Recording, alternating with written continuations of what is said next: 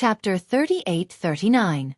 You're the one who broke the Immortal Palace's inescapable net formation at Black Wind Ridge, swallowed 100,000 heavenly soldiers in one gulp, defeated the giant spirit Immortal General with one strike, and force-perfected Lord Qingyuan to return to the Immortal Palace. Taoist Xiaohua? Admiration appeared in Chang Yuan's eyes, and she almost stuttered as she asked, "What are you talking about?" Xiaohua touched his nose, not knowing whether to laugh or cry. He knew that this was false information spread by Taoist Master Qing Su, but he couldn't refute it, so he thought for a moment, then asked with a smile, "What? Wasn't this old man a little too vicious and evil? Do you still dare to take me as your master?" "Why wouldn't I dare?" When she didn't know that Xiaohua was the Immortal Palace's enemy, Chang Yuan was still somewhat hesitant, but now, Chang Yuan actually stiffened her neck and said, "When Disciple came to Yifeng country, Disciple first sent a message to Chang family, but Chang family really hurt Disciple's heart. You family." Disciple didn't dare to say anything, but Disciple felt that if Yu Lang was here, he might end up like Disciple. In the eyes of aristocratic families, the life and death of an individual can never compare to the prosperity of the family. Master dared to challenge the Immortal Palace, so your name has already spread throughout the hidden immortal realm. It's Disciple's honor to be able to take you as my master. At this point, Chang Yuan's face, which had always been strong, became somewhat distressed. "If Disciple doesn't take you as my master, the outcome will be death, but if Disciple takes you as my master, the worst outcome will also be death. Moreover, if Disciple takes you as my master, Disciple can still meet Yu Lang. Then why wouldn't Disciple take you as my master?" Immediately, Chang Yuan bowed and said, "Disciple Chang Yuan greets master." After Chang Yuan kowtowed 9 times, Xiaohua helped her up with a smile and said, "Kowtowing 9 times means you're my disciple, and I'll bear all your karma." "Yes, master." Chang Yuan nodded and obediently stood beside Fu Jiwen. "Hee. Congratulations, master. Congratulations, little junior sister." Fu Jiwen congratulated with a smile, not putting the dozen or so disciples of the Sima family in his eyes at all. Sima Minghong's face was green and red, and he was extremely embarrassed. He wanted to reprimand Xiaohua, but he didn't dare. After all, the cultivator in front of him was a fiend who ate 100,000 heavenly soldiers. Such a fearsome reputation. Even the entire Sima family would not dare to provoke him. However, Sima Minghong, who represented the Sima family, had no choice but to speak up. He gritted his teeth and said, "Taoist Master Xiao Yu. Since you want to take Miss Chang as your disciple, then she and my Sima family are. Naturally, I will take care of these trivial matters." Xiaohua looked up at Sima Minghong and said coldly, "Since you asked about this matter, this old man will definitely give you a satisfactory answer." Sima Minghong was slightly stunned. He didn't really understand what Xiaohua meant. Swoosh. At this moment, the entire sky seemed to have darkened. Sima Minghong felt as if his limbs were unable to move. The true energy in his body instantly froze. The entire entrance of the Yu mansion was dead silent. This. Sima Minghong's forehead was covered with sweat. He was extremely shocked. What kind of divine ability is this? Could it be, just when Sima Minghong was trembling with fear and was afraid that Xiaohua would kill him to silence him, a familiar voice clearly entered his ears. "My name is Sima Yan. That day, when I was passing by Qinghong town, I happened to see a beautiful young lady resting under the shade of a tree with an old man accompanying her. That young lady was very beautiful and I liked her very much. At that time, it was noon and there were no passers-by around. I led a group of guards surround the tree and prepared to have some fun. But at this time, Yu Zhongquan flew over in the sky and wanted to save the young lady. The guards couldn't beat Yu Zhongquan and my left arm was also cut off by him." Sima Minghong raised his head in horror. He saw Sima Yan walking in front of everyone with his eyes wide open. There was no expression on his face as he spoke word by word. Not only did he speak about the day when Yu Zhongquan saw injustice on the road, he also spoke about the plans of the Sima family. At the end, Xiaohua glanced at Sima Minghong who was sweating profusely and said, "Sima Yan, apart from the dispute between you and Yu Zhongquan that day, have you ever ruined the chastity of other women? Have you been stained with the blood of other people?" "Yes, last year in Jianghai town." Sima Yan was like a well-behaved child as he spoke about his scandals one by one. It seemed that he didn't know shame. Xiao Hua only heard a few things and his face was already filled with anger. He waved his hand and said, "Enough." Yes. Sima Yan obediently listened. Xiao Hua looked at Sima Minghong and said coldly, "Sima Minghong, this is your Sima family's disciple? He is really brave. Sima Yan really deserves to die." Sima Minghong suddenly felt that the sky was bright and he could move again. He hurriedly said, "This one will take him back to the family and ask the family head to punish him. My Sima family wrongly blamed the Yu family and will definitely come to apologize in the future." Sima Yan looked at everyone and listened to Sima Minghong's words. His face was pale as if he thought of something. He said a few words but didn't know what to say. Haha. Xiao Hua laughed and said, "You killed 3 people and defiled several women. When you return to your Sima family, you will only be punished. Your Sima family's rules are also very good. It's a pity that you met this old man.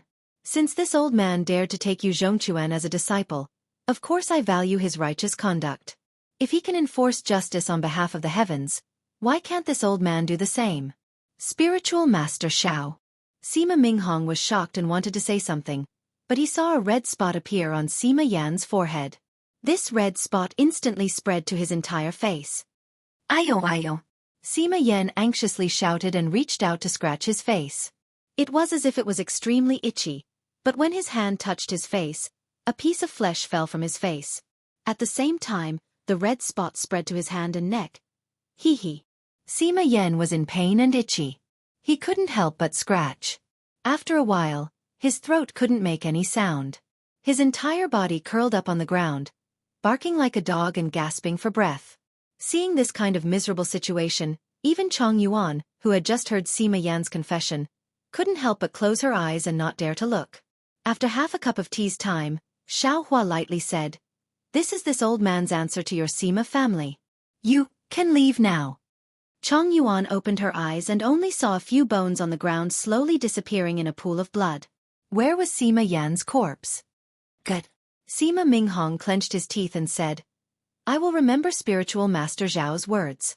I will report this matter to my family's patriarch.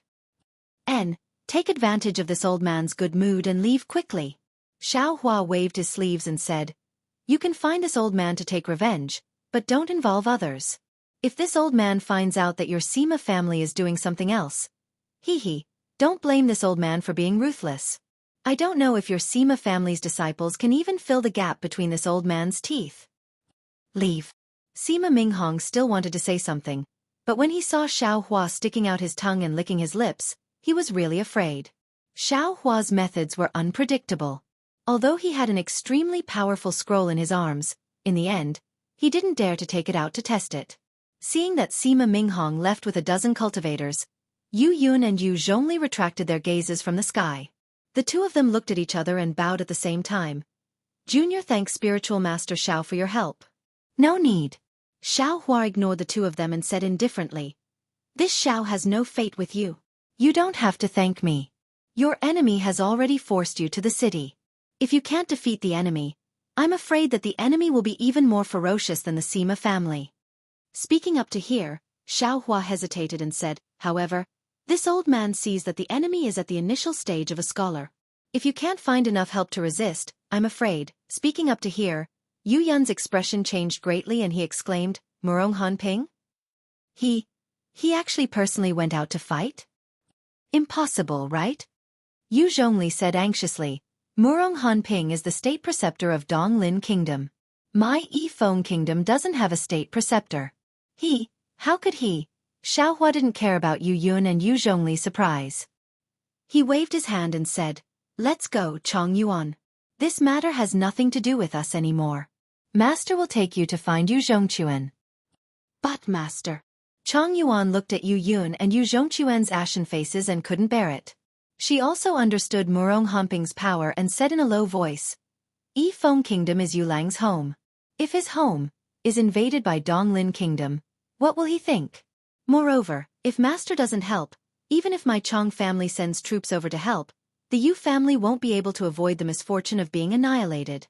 How will Master tell Yu Lang? Senior Immortal, save us. Senior Immortal, save us." Yu Yun and Yu Zhongquan were still hesitating. Yu Hemming, who saw that the situation wasn't right, immediately rushed over and knelt in front of Xiao Hua, shouting, "This lowly one deserves to die." This lowly one actually didn't recognize Senior Immortal's appearance before. This lowly one really didn't expect that after so many years, your appearance hasn't changed at all. Back then, young master and you had never met, yet you were able to save him from the hands of bandits. Even 7th Uncle Yu, who disliked Taoists very much, often talked about Senior Immortal's appearance after he left. Although 7th Uncle Yu isn't here anymore and my young master isn't in the residence, this lowly one is still here. This lowly one kowtows to Senior Immortal and pleads Senior Immortal to save my Yu residence and the people of my Yifeng kingdom. This lowly one is willing. Yu Hemming was willing for a moment but couldn't think of what he should say. In the end, he could only forcefully kowtow to the ground.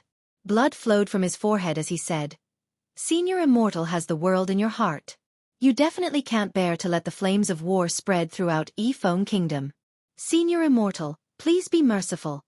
Yu Hemming was indeed anxious. He even praised the eminent monks of the Buddhist sect. However, seeing Yu Hemming like this, other than Yu Yun and Yu Zhongli, the other Yu family guards also knelt on the ground. After all, Murong Honping's power was well known in several countries. Chapter 38-40. Yu Zhongli bit his lip and looked at his hesitant father, then looked at the noisy army in the distance. Steeling his heart, he lifted his official robe and knelt on the ground, solemnly saying, "Junior Yu Zhongli greets Taoist Xiao. Junior will now go to battle against Murong Honping. Junior does not dare to ask Senior to save Yifeng country, but after Junior leaves, the Yu family will belong to Yu Zhongquan. Senior, please consider your relationship with Zhongquan. Please extend your hand and save my Yu family." Looking at his own son kneeling down, Yu Yun's heart wasn't filled with grief, but with deep regret and self-blame. Previously, Xiao Hua had said very clearly that he wanted to accept his son as his disciple, but he had mercilessly refused and even said ruthless words.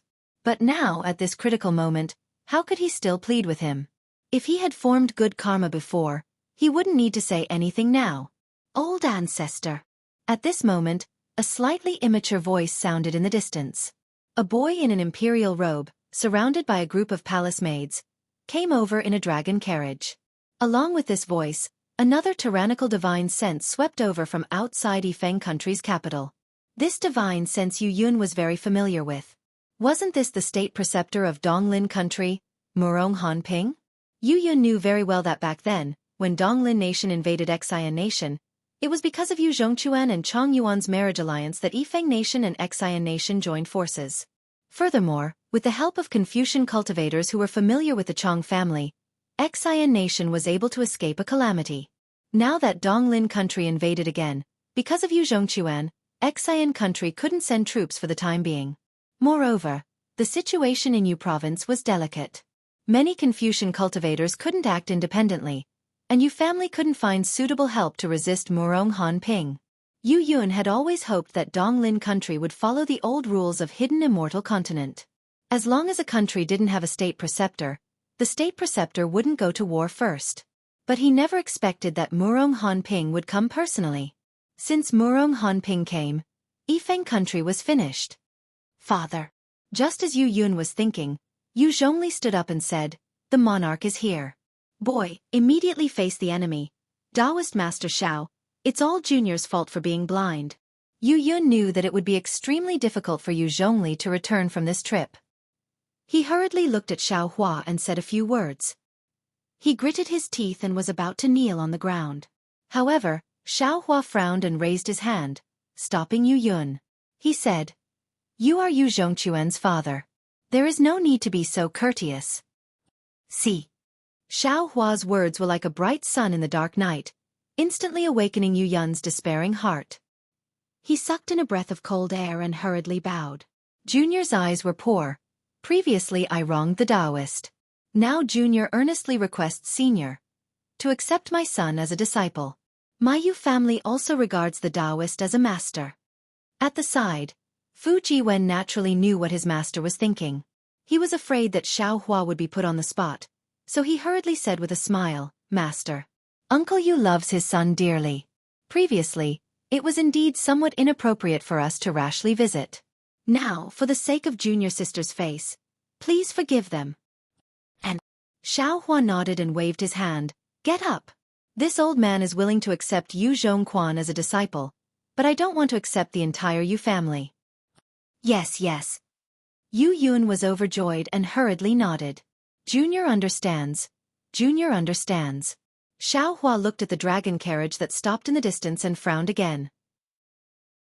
Yu Yun's words were the imperial edict in Yifeng country. Master, if it doesn't work, let this disciple go out to fight. Fu Jiwen volunteered. Xiaohua shook his head. If you weren't sealed by me, you would definitely be able to do it. But now, you are not Murong Humping's opponent. Sealed? Yu Yun was slightly stunned. He didn't dare to believe it. After all, the current Fu Jiwen looked like a scholar. He might even be at the end of the scholar stage. Could it be that he is already a scholar who has refined his qi and returned to spirit? Forget it. Master will do it. Xiaohua thought for a while and said, Yes, master. Fu Jiwen said respectfully. This disciple will see how master will kill everyone. Haha, why do I need to kill everyone to deal with a small Murong Tsongyun? Xiaohua laughed loudly and flew into the air. He opened his mouth. Wang. A sword cry soared into the sky. Following the sword cry, 9 sword lights flew out. Confucian sword Dao? Yu Yun stood on the ground, feeling the surge of Zhen Qi around Xiaohua's body. That sharp sword qi was surging within a radius of several hundred zhang. Every strand of sword qi was accompanied by a strand of righteous qi. It was the pure cultivation of a Confucian cultivator of the sword. Yu Yun couldn't help but be shocked. He knew that what Fu Jiwen said before was true. While Yu Yun was shocked, the 9 sword lights had already flown out of the capital of Yifeng country. These 9 flying swords were like 9 stars in the sky. Every time they flew, there would be a soul-stirring sword cry emitted from the sword lights, producing an extremely powerful sword force. Moreover, a huge amount of noble spirit rushed in between the rumbling of the sword lights. The noble spirit clustered around the sword lights as if it was clustered around a king. The sword intent of the 9 flying swords condensed into one and streaked across the sky, landing in front of a Confucian cultivator wearing battle armor. This Confucian cultivator was tall and sturdy, with a handsome face. A kind of arrogance that came from being in a high position for a long time involuntarily appeared between his brows. This Confucian cultivator was the state preceptor of Donglin country, Murong Hanping. However, at this time, how could Murong Hanping still feel contempt? Looking at the flying swords whistling through the air, all his previous plans turned into dust and dissipated in the sword qi. How is this possible? When did the Yu family make friends with a master stage cultivator? Regardless of whether it was the information obtained or the clear eyes technique, there was no mention of such a powerful figure. Could it be that the Sima family's disciple just flew away? Not because of my army attacking the city? Murong Hanping sensed that this murderous sword qi had completely enveloped him. The true qi in his dantian was rapidly vibrating in this sword qi. A feeling of powerlessness arose in his heart. Could it be that man proposes, God disposes? But if I retreat without a fight, how can this old man explain it to him? Murong Hanping naturally knew that he was definitely not the opponent of the flying sword's master. If it was a normal situation, he would have retreated long ago, but now he was unwilling. Or perhaps he didn't dare. Thinking that he was nothing more than a chess piece on someone else's chessboard, Murong Hanping clenched his teeth and extended his hand to take out an old scroll from within his armor. Under the urging of true qi, he raised his hand and threw it. Clang! When the scroll unfolded, a sword cry like that of a ferocious bird rushed out. In an instant, a splendid sword qi similarly rose up like the rising sun. Boom! Like a whirlwind sweeping away the clouds, the awe-inspiring qi within a radius of a dozen li from outside the capital of Yifeng Nation crazily surged into the sword light. Within the sword light, an inscription of the word sword, that was at least 100 feet in size, stood majestically. Just as this sword qi character appeared, each stroke began to tremble. Enormous sword qi sounds rang out incessantly. There was simply no need for Murong Hanping to do anything. That Mingwen had already sent several dozen flying swords to meet Xiaohua's 9 stars transit of the sun. Ka. Several flying swords collided with each other in a flash. Thousands of sword qi danced in the air, and all kinds of brilliance overflowed in all directions. The deafening roar resounded through the entire horizon. Murong Hanping urged his true qi to do his utmost to resist the incoming gale. He widened his eyes and used the clear eyes technique to stare fixedly at the sky. A rare kind of expectation appeared on his face. Unfortunately, in merely a few breaths of time, a flying sword that was like a 9-colored dragon flew out from the sword qi and directly landed on the scroll in midair. That scroll shattered like paper. Boom. At the same time that the scroll shattered, even more sword qi transformed into fragmented inscriptions that filled the sky and fluttered like snow falling from the sky. How is this possible? Murong Hanping was completely dumbfounded. Even when the flying sword broke through the scroll and once again landed on top of his head, it was as if he didn't feel it. This is a scroll written by the sage of literature. How can it be so weak? However, the sharp sword qi on his forehead immediately woke him up. Under the sword qi, the space between his eyebrows and other places split open, and streaks of blood seeped out. Murong Hanping didn't have the slightest doubt that as long as the opponent thought about it, his head would be separated from his body. This was something that he, as the teacher of a nation, had never encountered before. The streaks of blood condensed into drops of blood and slowly flowed down, streaking across Murong Hanping's cheek.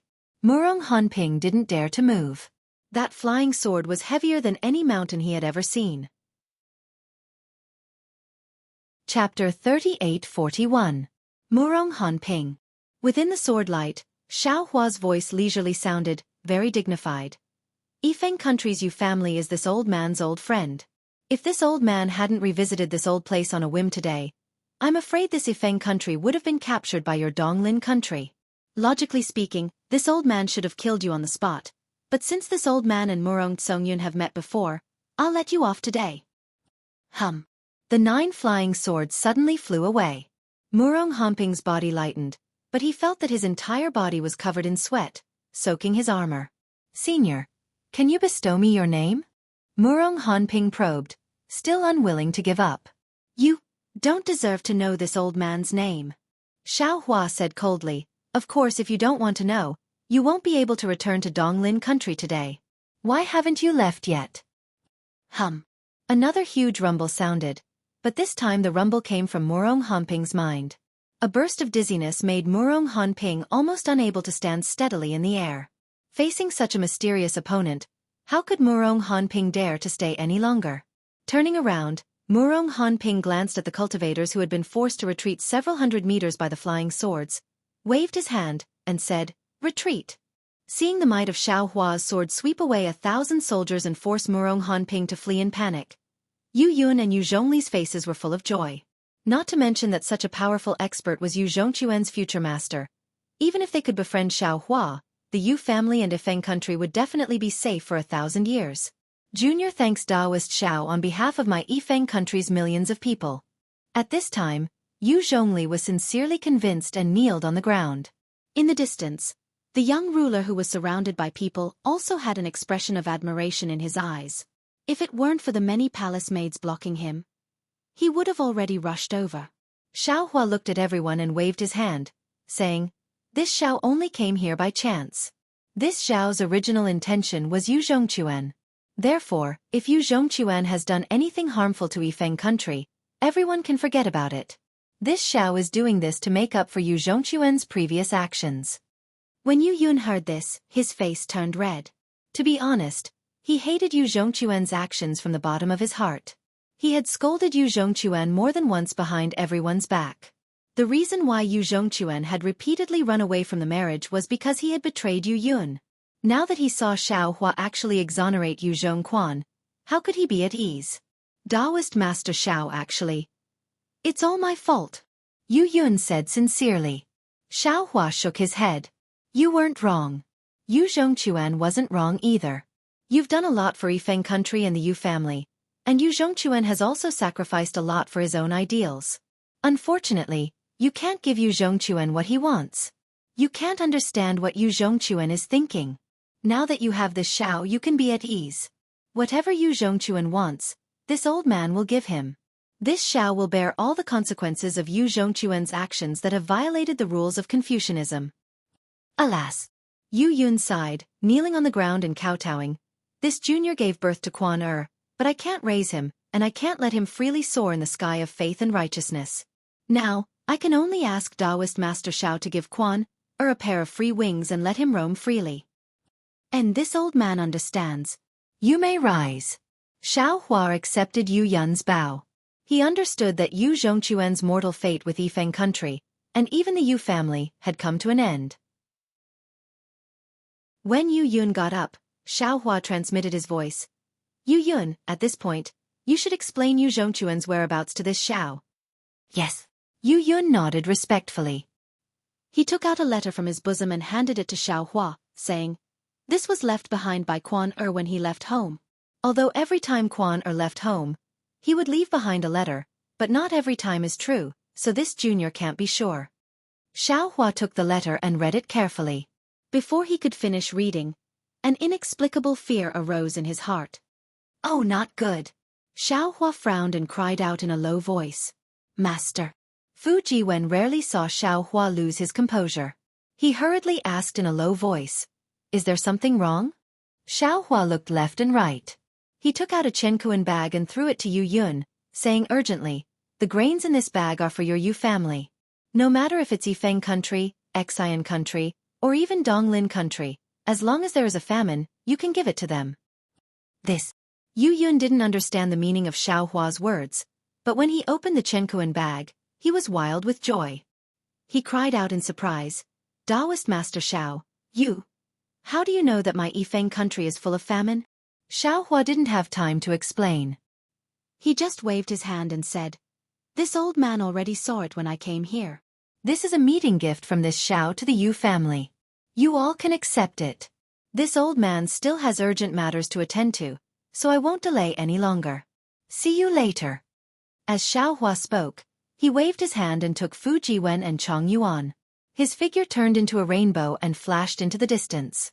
Seeing Xiao Hua fly away, Yu Yun's eyes flashed with extraordinary splendor. Almost without hesitation, he knelt on the ground and kowtowed, saying, Junior Yu Yun thanks Taoist Master Xiao for bestowing the grains. Junior doesn't dare to assume an undeserved reputation. I will spread Taoist Master Zhao's name throughout Yifeng country. Father. Beside him, Yu Zhongli's face lit up with joy. He asked in a low voice, this Chenkuan bag, is actually grain? That's right. Yu Yun handed the Chenkuan bag to Yu Zhongli and sighed. That's right. Not to mention Yifeng country, Xian country, and Donglin country. Even if another Yifeng country came, it would still be able to solve the current famine. If Taoist Master Xiao had come a few months earlier, Donglin country wouldn't have dared to invade our territory while our Yifeng country was in famine. Sigh. Taoist Master Xiao. What a godly person. Truly a great master who bemoans the state of the universe and sympathizes with mankind. With such a great master, little brother Quan's future achievements will far surpass this boy's. Yu Zhongli sighed and said with some envy. But Yu Yun's eyes were filled with worry. He looked in the direction Xiao Hua left and said in a low voice, I don't know why Taoist Master Xiao left in such a hurry. Is it because of Quan safety? Or is Quan able to safely become Taoist Master Zhao's disciple? Who knows? Little brother has always been very open-minded. Ordinary Confucian cultivators and great Confucian cultivators wouldn't even look at him. They would only criticize him as a rotten Confucian. Yu Zhongli was also worried. Regardless of whether it was Xiao Hua, Yu Yun, or Yu Zhongquan, none of them noticed that after Xiao Hua transformed into a rainbow and left, on a small mountain less than 10 li away from where Xiao Hua had scared Murong Hanping away with his sword, a short Confucian cultivator poked his head out from the mountain rocks like a ghost. This Confucian cultivator's clothes were different from ordinary Confucian cultivators.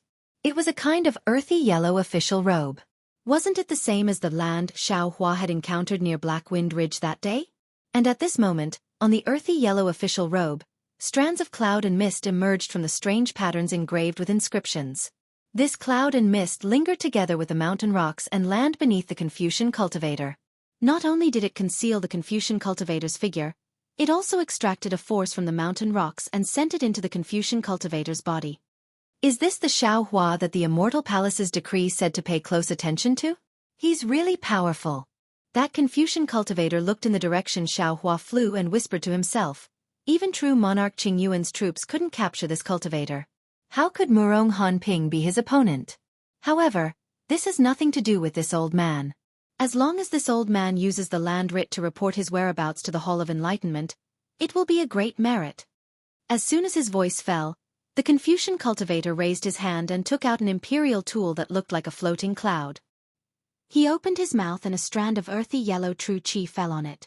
The imperial tool silently expanded and turned into a cloud that flew into the sky. In just a moment, it mixed with the clouds in the sky and no one knew where it went. When the imperial tool flew out, the Confucian cultivator's figure flashed and earthy clouds gushed out from his official robe. The clouds drilled into the ground and the Confucian cultivator's figure also fell into the mountain rocks. It wasn't only his father and eldest brother who were worried about Yu Zhongquan. Even the young lady who didn't have a proper status, Chong Yuan, asked in a faint voice, "Master, you're in such a hurry. Could it be because of Yu Lang?" Xiao Hua didn't use the lightning evasion technique. When he heard Chong Yuan's question, he slightly shook his head and said, "Master previously had a kind of great warning sign, but I didn't understand why. However, when I saw the letter Yu Zhongquan left for his family, I suddenly had a premonition. This premonition might be related to Yu Zhongquan, but it might also be related to Master." Master is temporarily unable to distinguish. Yes, where is Junior Marshal Brother now? What was written in the letter? Fu Jiwen asked in a low voice. Xiao Hua didn't hide it and said, "The letter didn't say much. It only said that he received an invitation from a good friend to go somewhere so that his family wouldn't be worried." "That place, where is it?" Chong Yuan wanted to know where Yu Zhongquan went even more than Fu Jiwen.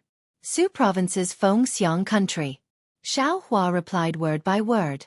Chong Yuan was somewhat puzzled and secretly pondered. However, Fu Jiwen said in surprise, "Master, Su Province and Beihai are still going in opposite directions. Can you still catch up with the previous plan?" Beihai's matter is admittedly important, but Yu Zhongquan's life is even more important. Xiao Hua replied without hesitation. "Let's hurry to Fengxiang country first." "Master." Chong Yuan bit her lips, as if she didn't dare to ask too much.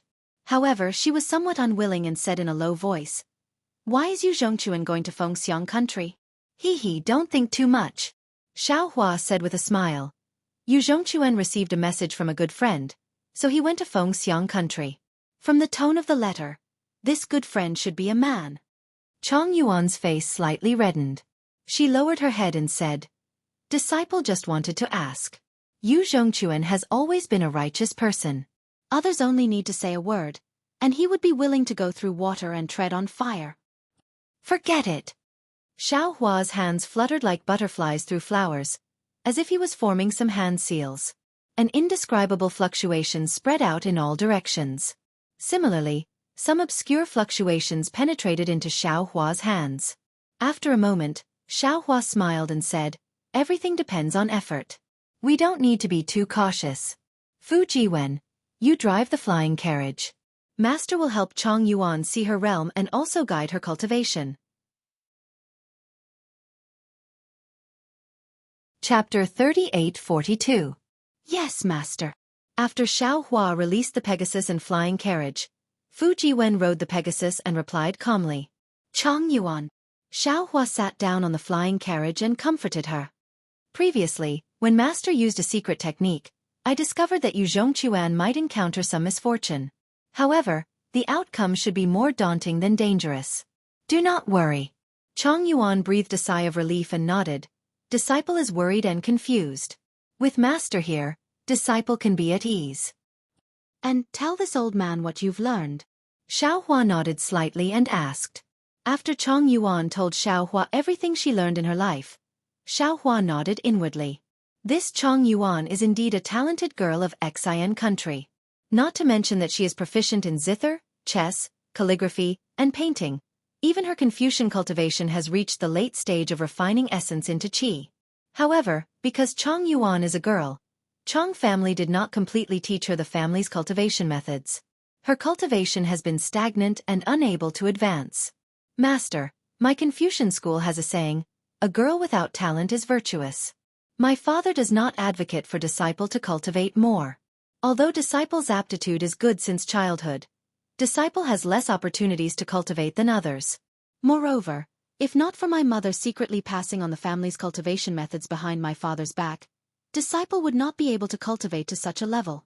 Chang Yuan finished speaking, bit her lips and whispered, "This is also one of the reasons why disciple is determined to become your disciple." Yuan, no need to feel guilty because of the so-called motive. Xiaohua smiled. The reason why people are human is because they have their own thoughts. No one is pure, selfless and without desire. You and I are fated, so I will accept you as my disciple. That's all. Yes, master. Disciple understands. Apart from her mother, Xiaohua is the first person in the world who is willing to help Chang Yuan. Chang Yuan cannot help but feel sour in her nose. Xiaohua smiled and said, "Master's knowledge is relatively complicated. Whether it is Confucian cultivation or Taoist cultivation, I can teach you. You can choose yourself." "Master, what kind of ability do you have to swallow 100,000 celestial soldiers in one gulp?" Disciple is very curious. Chang Yuan's eyes turned sharply and suddenly asked with a smile, "What kind of person can swallow 100,000 celestial soldiers in one gulp?" Xiaohua waved his hand and said, "That's just a way for others to show off their prestige and rope me in." However, at this moment, Xiaohua's figure shook, as if he thought of something. "What's wrong, master?" Chang Yuan was slightly stunned and hurriedly asked, "Could it be that those people have bad intentions?" It's fine." Xiaohua waved his hand. "It's just for the sake of some Dao sect's forces. It can't be considered bad intentions. Think about it first." As Chang Yuan lowered her head in thought, Xiaohua's heart was in turmoil. Chang Yuan's words had enlightened Xiaohua. The Yao race's inheritance did indeed contain a secret devouring technique. This was a fundamental cultivation method for the Yao race. Unlike humans, the demon clan didn't use the power of the stars and moon to refine it in their meridians. Instead, they directly devoured it. As for the inner cores of demonic beasts that were condensed from the power of the moon and stars, they could also be devoured. Not only that, but the true qi of Confucian cultivators, the golden cores and nascent souls of Taoist cultivators, and the relics of Buddhist sects could also be devoured by the demons. The demonic beasts were divided into moon-plucking, sun-devouring, heaven-absorbing, and space-devouring. Their original intention was to devour. Devouring 100,000 celestial soldiers might not be possible for the current Xiaohua, but in another 100,000 years, Xiaohua's supreme bloodline would definitely not be a problem. Although Taoist Master Qing Su didn't know that Xiaohua had the Yao race's inheritance, the wild words he spread were also true. "Master, disciple has decided." Just as Xiaohua was pondering, Chang Yuan raised her head and said, "Disciple wants to practice Master Sword Dao." "Why do you want to practice Sword Dao?" Xiaohua didn't react for a moment and asked curiously, "You haven't practiced Sword Qi before. Moreover, Master still wants to teach you a wonderful Dao cultivation technique." However, after Xiaohua finished speaking, he also woke up and said with a smile, "So you want to fly side by side like Yu Zhongquan?" Chang Yuan blushed slightly and nodded. "Disciple doesn't know why Yu Zhongquan is always hiding from me. However, if disciple can learn flying sword and be as happy as Yu Zhongquan, presumably he won't reject disciple anymore." "Good." Xiaohua thought for a moment and said, "Yuan, sit down cross-legged with your eyes closed. Master will first teach you Sword Dao and other basic 5 Qi origin technique." After Chang Yuan sat down cross-legged, a strand of dark green soul thread gushed out from between Xiaohua's eyebrows. As this soul thread fell into Chang Yuan's forehead, Chang Yuan's body couldn't help but tremble. Beads of sweat the size of beans fell from the top of her head. In just a moment, Chang Yuan's face was deathly pale. Under her tightly closed eyelids, her eyes were rapidly turning. "All right." Xiaohua withdrew the soul thread and looked at Chang Yuan, who was about to collapse, and said, "Carefully comprehend the cultivation technique. When you wake up, Master will give you a surprise." "Yes, Master." Chang Yuan answered weakly. In a flash, a day and a night passed. When Chang Yuan opened her eyes, Xiaohua also came out from his closed eyes. He looked at Chang Yuan with a smile and asked, "How was it?" Master's teachings are as vast as the open sea. Disciple can only see the big picture through a tube and have some experience. Chang Yuan's eyes flashed with joy and excitement as she replied. Xiao Hua raised his hand and took out a bottle of medicinal pills and handed it to Chong Yuan, saying, "This is a Dao sect medicinal pill. It is effective for Confucian cultivators to condense true qi and produce sword qi. You can take it." Chong Yuan accepted the medicinal pills and thanked her subordinate, thinking that this was a pleasant surprise. However, Xiao Hua immediately stretched out his hand again and took out 2 flying swords. He smiled and said, "Master obtained a flying sword a long time ago. It's very outstanding. Master has always wanted to find a master for this flying sword. Now that you've become master, Master will refine this flying sword into 2 Mandarin duck swords. You can choose one." "Thank you, Master." How could Chong Yuan not know Xiao Hua's wry smile? She smiled like a flower and picked a slightly smaller and lighter flying sword. Looking at Chong Yuan admiring the flying sword admiringly, Xiao Hua said with a smile, "Yuan, don't look down on this flying sword. After you've refined it and achieved great success in your cultivation, you'll know how formidable this flying sword is. Master is not bragging, but Dao sect spirit weapons may not be comparable to this flying sword." Chong Yuan was even more excited when she heard this. She bowed and thanked him. "Don't worry." Xiao Hua helped Chong Yuan up and said with a smile, "You have to slowly refine this flying sword. You also have to slowly become proficient in the sword art. However, you already have true qi in your body that can refine essence into qi. Master will give you a hand." With that, Xiao Hua stretched out his hand and touched Chong Yuan's forehead again. A drop of blood essence was produced. Xiao Hua formed a seal and hit the blood essence. The blood essence began to expand rapidly. "Go!"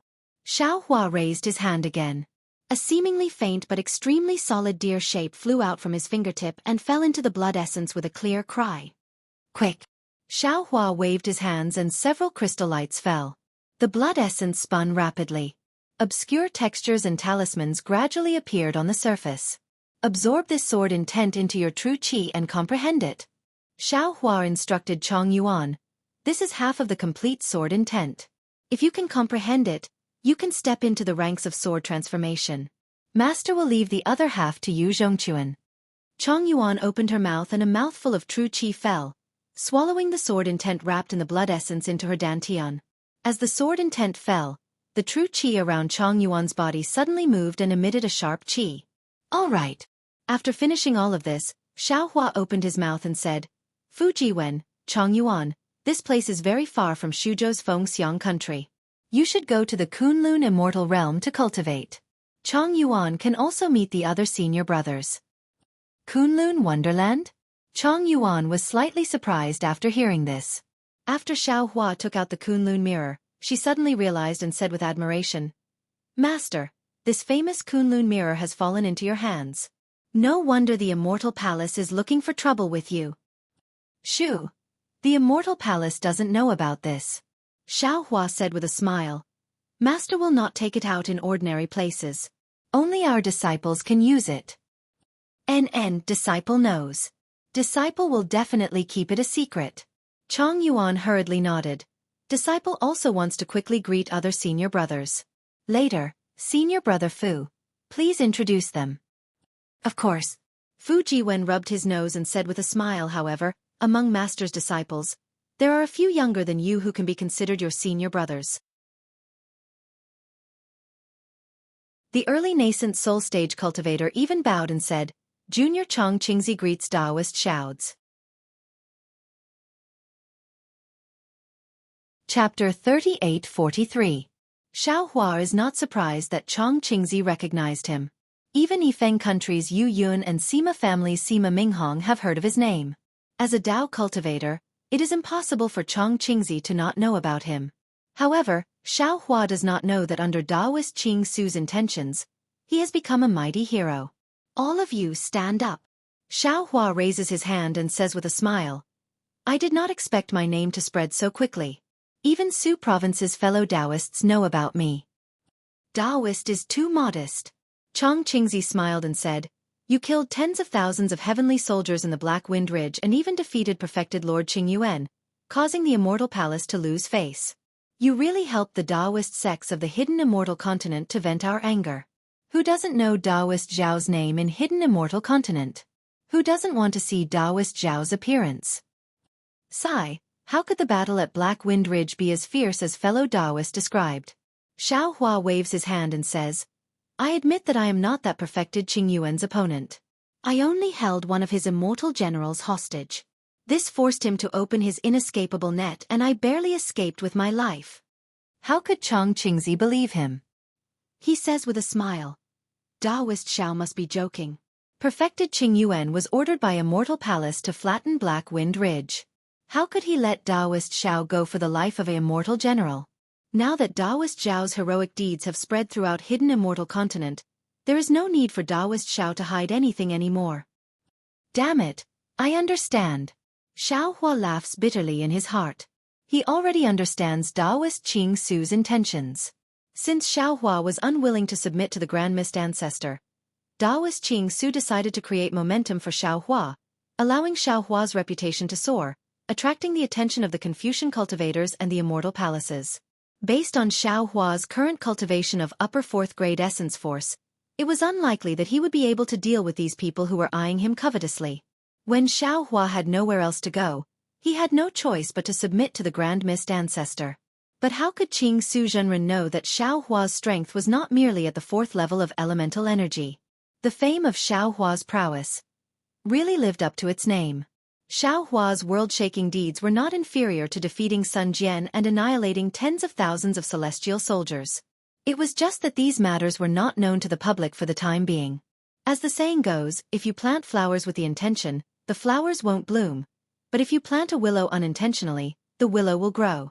Xiao Hua smiled bitterly and didn't want to explain anything. Chang Qingzi bowed again and said, Taoist Master Xiao, please come to my residence to serve tea. All right. Xiao Hua nodded, descending together with Chang Qingzi and the others.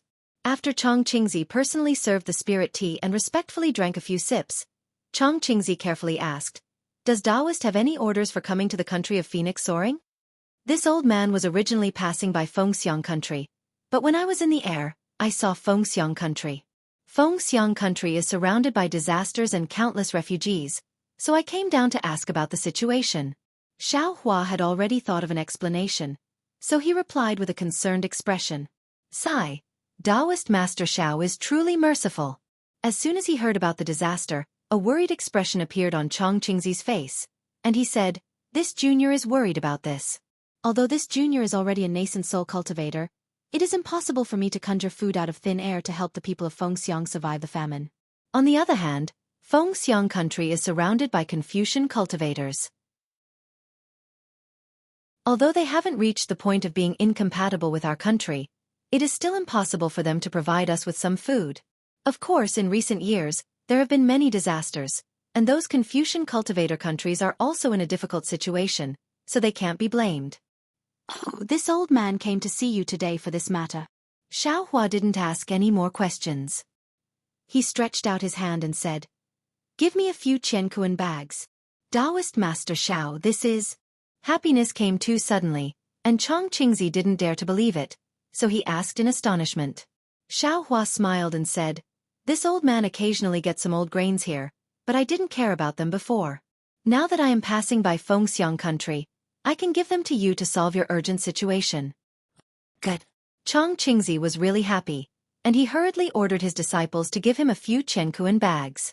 Xiao Hua pretended to take out a Qiankuan bag, and put the grains in the bag, then handed them over to Chang Qingzi.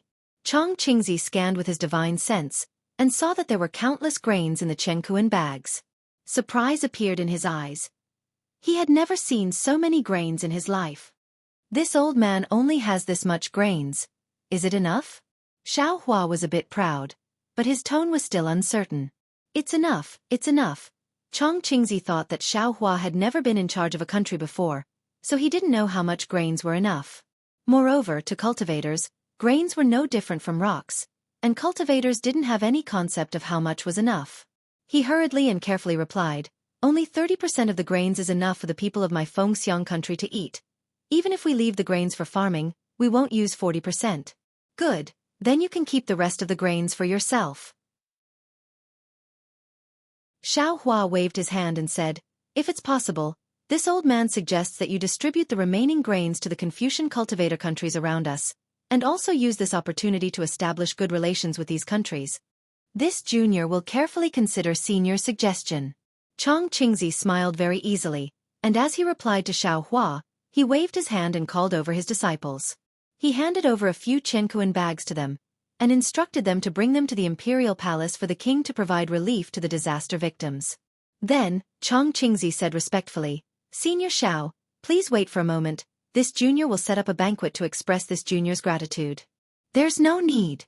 Xiao Hua waved his hand and said, "This old man still has some matters to attend to, and will leave after asking you a few questions. Senior, there's no need to be in such a hurry." Chong Qingzi hurriedly said, "It's just a banquet. If this junior doesn't perform the duties of a host, I really won't be able to live with myself." "Hee. This old man understands your intentions," Xiao Hua said with a smile. "This old man's matter is a bit urgent, so I can't stay here for long." "All right then, may I know what this junior can do for senior?" Chong Qingzi could only ask. "Are there any Confucian cultivator families in Fengxiang country?" Xiao Hua probed. "Confucian cultivator families?" Chong Qingzi was slightly stunned, and then his eyes turned, and he said with a smile, "Senior wants to find Confucian cultivator families in the country where we Taoists founded our country? That's a rather difficult matter." "Then, are there any Confucian cultivators?" Xiao Hua was still unwilling to give up. After all, Yu Zhongquan was a Confucian cultivator, and the possibility that his old friend was also a Confucian cultivator was relatively high. "Of course there are Confucian cultivators, and there are quite a few of them," Chong Qingzi replied. "May I know which one senior is looking for?" "Do you have a list?" Xiao Hua asked helplessly. When Chong Qingzi took out the jade eye and handed it to Xiao Hua, looking at the densely packed names, Xiao Hua felt like he was looking for a needle in a haystack. Unfortunately, he patiently used the clear eyes technique to look carefully, and none of the names caught his attention. "Forget it." Xiao Hua returned the jade eye to Chong Qingzi and sighed in his heart. Perhaps it's just as Yu Yun said, and the words that Yu Zhongquan left behind might not be the truth. "Senior, are you looking for something?" Chong Qingzi put away the jade eye, lowered his head to look at the ground, and then asked again. Xiao Hua stood up and said with a smile, "I'm looking for a young Confucian cultivator. As for who it is, I don't have any special description. It seems that he's not in Fengxiang right now."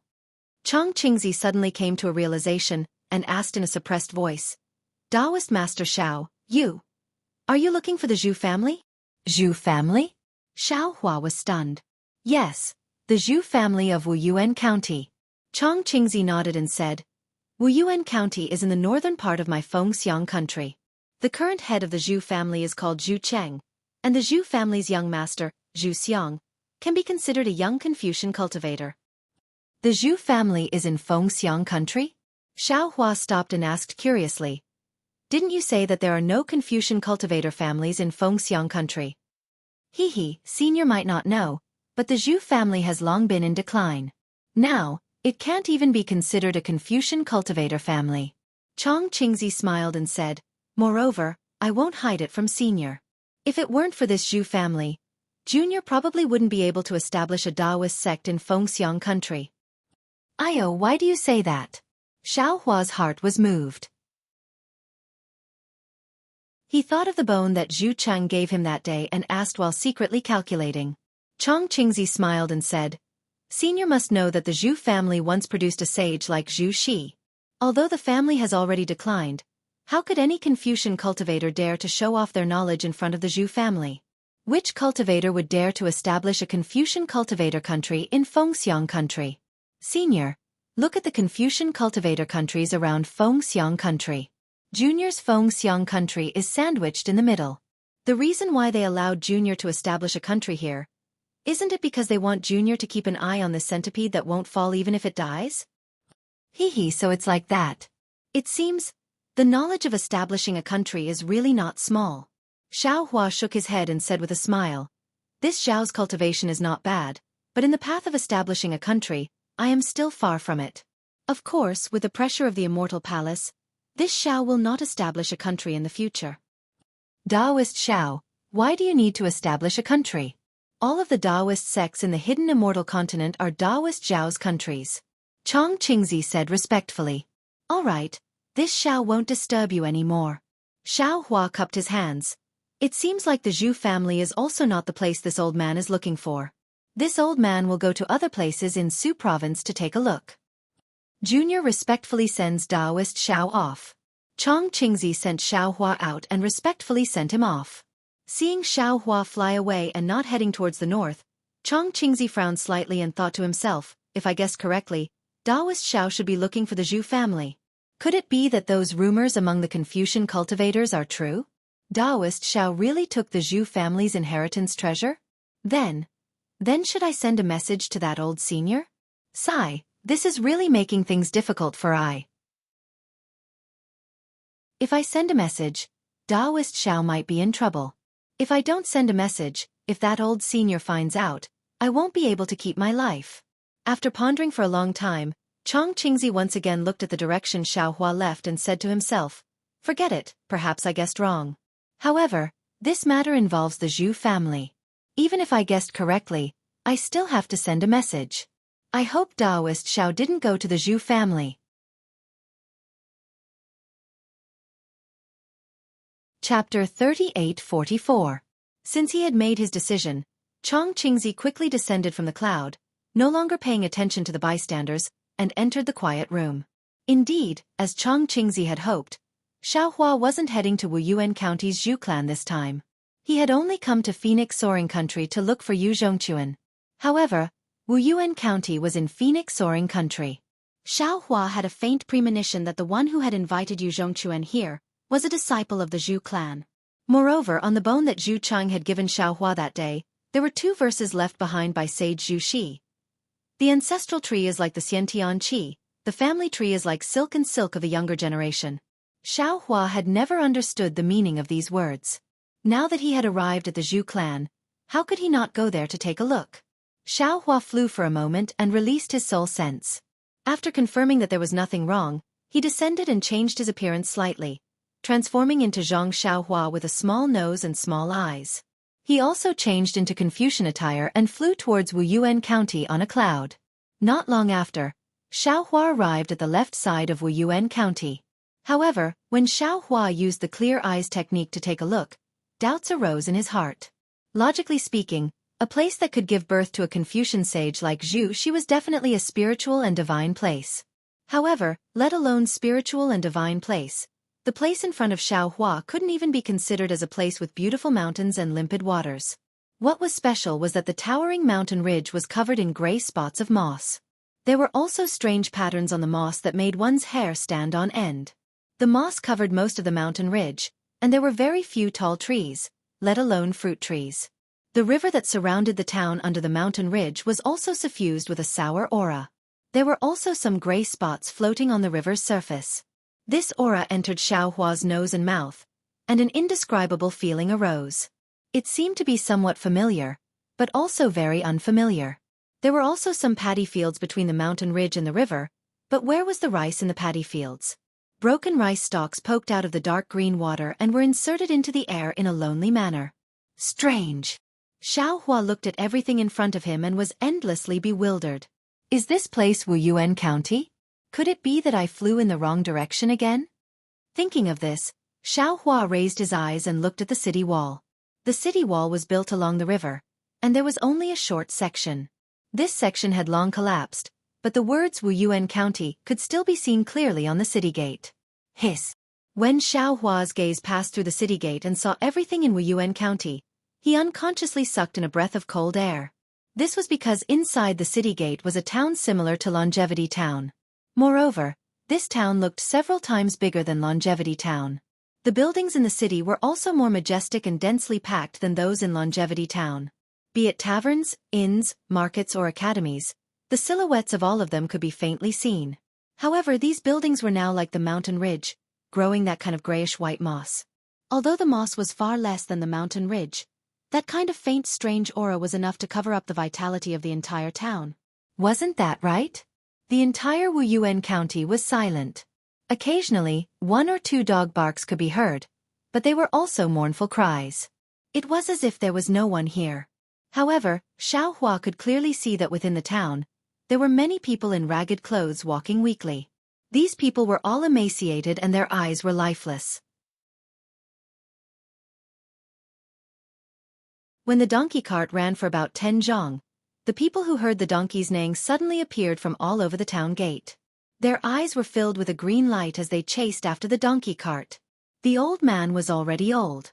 After running for another 10 zhang, he was already panting. He turned his head to look at the people who were chasing after them and shouted, "Yazi, sit on the donkey cart and don't move. When the donkey cart can't run anymore or when those people catch the donkey, quickly jump down from the donkey cart. Don't let them catch you. Either hide by the side of the road or escape into the wilderness. Take advantage of the fact that the sky isn't completely dark and quickly run far away." Before the old man could finish his words, his legs went soft and he fell to the ground. He didn't forget to quickly release the reins in his hand so that the donkey cart could continue running. Grandpa. The child was still young after all. When he saw this, he couldn't help but cry out. Tears flowed down his dirty face and he even struggled to get down from the cart. "Yazi, don't move." The old man's face was about to be scraped by the ground, but he still didn't forget his grandson and shouted. Although Xiaohua was a bit far away, he could see and hear everything clearly. He slightly raised his hand and supported the old man. Then, with a wave of his hand, the old man's body flew into the air and landed on the donkey cart. The old man was stunned at first. Then fear flashed through his eyes. He couldn't say a word. His eyes were lifeless and he just let the donkey cart run away. Say. Xiaohua sighed. He knew that the old man wanted to escape from Wuyuan County. However, how could the grandfather and grandson go so far without a donkey cart? As for the people chasing after the donkey cart, their target was most likely this lame donkey. Xiaohua didn't even think about it. He waved his hand and the grain seeds in his Qiankuan pouch fell from the sky in front of the people chasing after them. Puff puff. There were a lot of grain seeds. The few people in front who still had the strength to run faster ran and plunged their heads into the grain seeds. Hee hee. When the few people poked their heads out of the grain seeds, they looked at the grain seeds that suddenly appeared in a daze. They didn't have the strength to speak and could only open their mouths and cry out a few times. Then they plunged their heads into the grain seeds and opened their mouths to eat. Xiaohua's grain seeds were naturally extraordinary. They weren't shriveled like ordinary grains. As the few people in front swallowed, a sweet fragrance gradually spread out. Strands of green juice also flowed down from their mouths. After the few people in front ate, the people behind them smelled the food. How could they still chase after the donkey cart? They also plunged into the pile of grain and greedily ate it. Looking at the lame donkey, it had only struggled to run for several tens of feet. Finally, it was exhausted and its footsteps slowed down. Even the smell of the people chewing on the grain attracted the donkey. The donkey turned its butt with difficulty and swung its half-broken tail, wanting to return. Unfortunately, the donkey was really weak. The broken cart was also a bit heavy. However, after hearing the soft creaking sound, the cart was unable to move. At this moment, the old man finally came back to his senses. The fear on his face hadn't disappeared. He hurriedly raised his head and looked to the left. However, it was currently evening. The old man's vision was blurry and he couldn't see clearly. Grandpa. On the contrary, the child, although he was very curious about how the old man flew over, he only felt that it was fun. He wasn't particularly afraid. At this moment, he pounced over and hugged the old man's neck. "There's food over there. It's very fragrant." "Ah? Food." When he heard the word food, the old man was also shocked. He immediately turned his head. When he saw the mountain-like grain, his eyes also emitted a green light.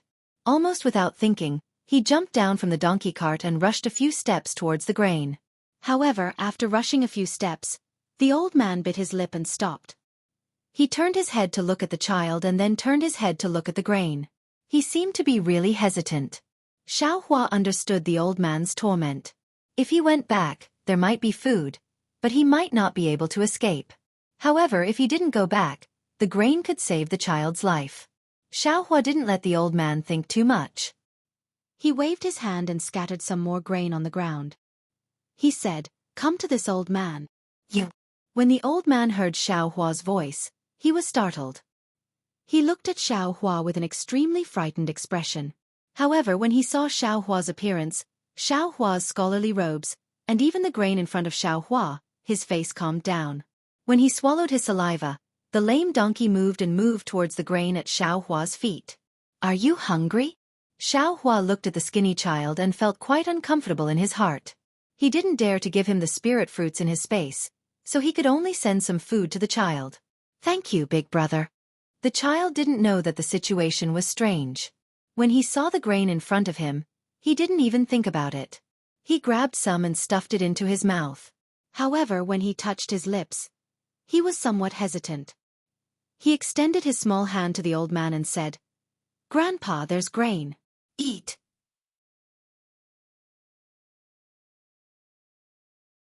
Chapter 38:45. My good grandson, you eat it. There's so much here. Grandpa will eat this. The old man's nose turned sour and tears fell down. He used his black sleeves to wipe his face and said with a smile, "Thank you, big brother." The child happily smiled and put the raw food into his mouth. He didn't forget to thank him while chewing. "This little one thanks master." The old man didn't take the food first. Instead, his knees went soft and he was about to kneel down. Xueqi hurriedly supported him and said with a smile, "You should eat some first." Okay. The old man originally wanted to be polite, but he couldn't resist the temptation of the food. He bent down and grabbed a handful from the ground and greedily chewed. For a moment, the old man felt that the whole world was filled with a kind of fragrance. The old man could only hear the sound of wolfing down food. Xueqi looked at the old man and the child, then raised his eyes to look at the city gate. There was no lack of worry between his brows. Sure enough, the first few people who rushed into the pile of food were already choking. Their eyes turned white and they couldn't eat anymore. Then they stopped. However, they didn't stay idle. They picked up the food with both hands and stuffed it into their clothes and clothes. How much could a person's clothes be stuffed? Then, there was a clever person who took off his clothes and spread them on the ground. He dug out a lot of food from the pile of food and wanted to pack it into a bag to take away. However, the clothes were really thin and rotten.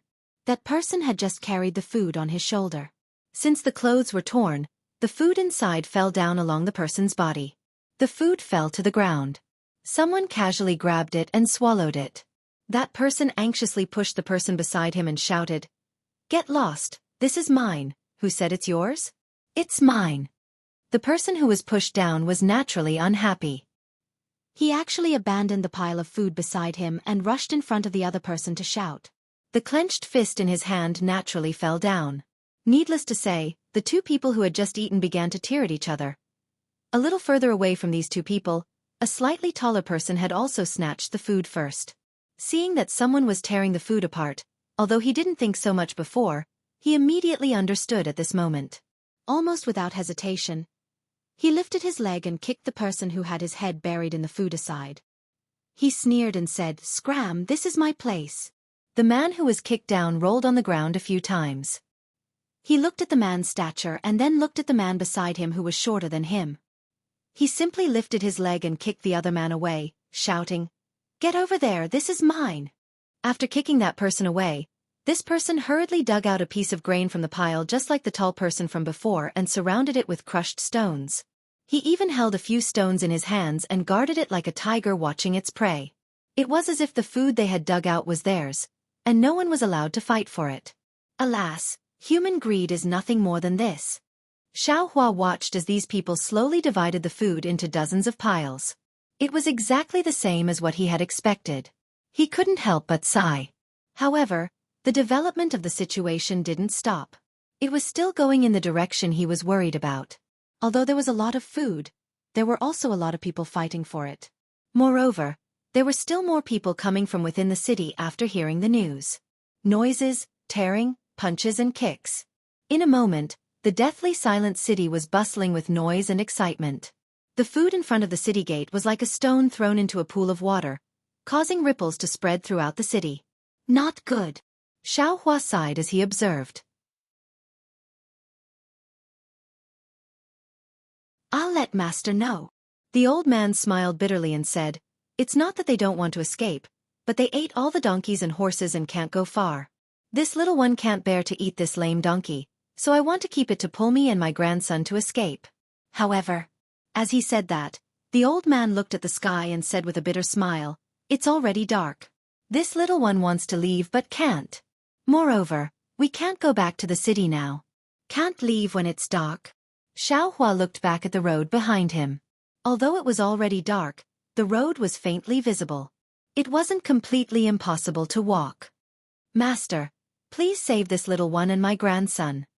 The old man hurriedly knelt down and shouted. Xiaohua smiled and helped him up and said, "Don't worry, these food are all for you." No. The old man looked around with a bit of panic and shouted, "Master, this little one isn't talking about this. This little one begs Master to take us away from here." Xiaohua noticed the old man's panic. He narrowed his eyes and scanned the surroundings. He didn't find anything and asked curiously, "What's wrong here? Why are you so scared?" "Master, it's already dark. If it's possible, you should quickly take this little one and my grandson away. There's a ghost here, a ghost that eats people." At this time, the sky was gradually turning dark and the moon had yet to show its head from the clouds. The old man was really scared. He took half a step forward and shouted in front of Xiaohua while trembling with fear. "Ah!" Xiaohua was shocked. It was as if he was struck by lightning. He instantly thought of something. Damn it! No wonder the aura in the mountain ridge and river was a bit strange. Wasn't it a slight aura of the Yellow Springs? But, why is there an aura of the Yellow Springs near Wuyuan County? Master. Seeing Xiaohua's shock, the old man was even more scared. He begged in a low voice, "If you can't save these two people, you can save this little one and my grandson."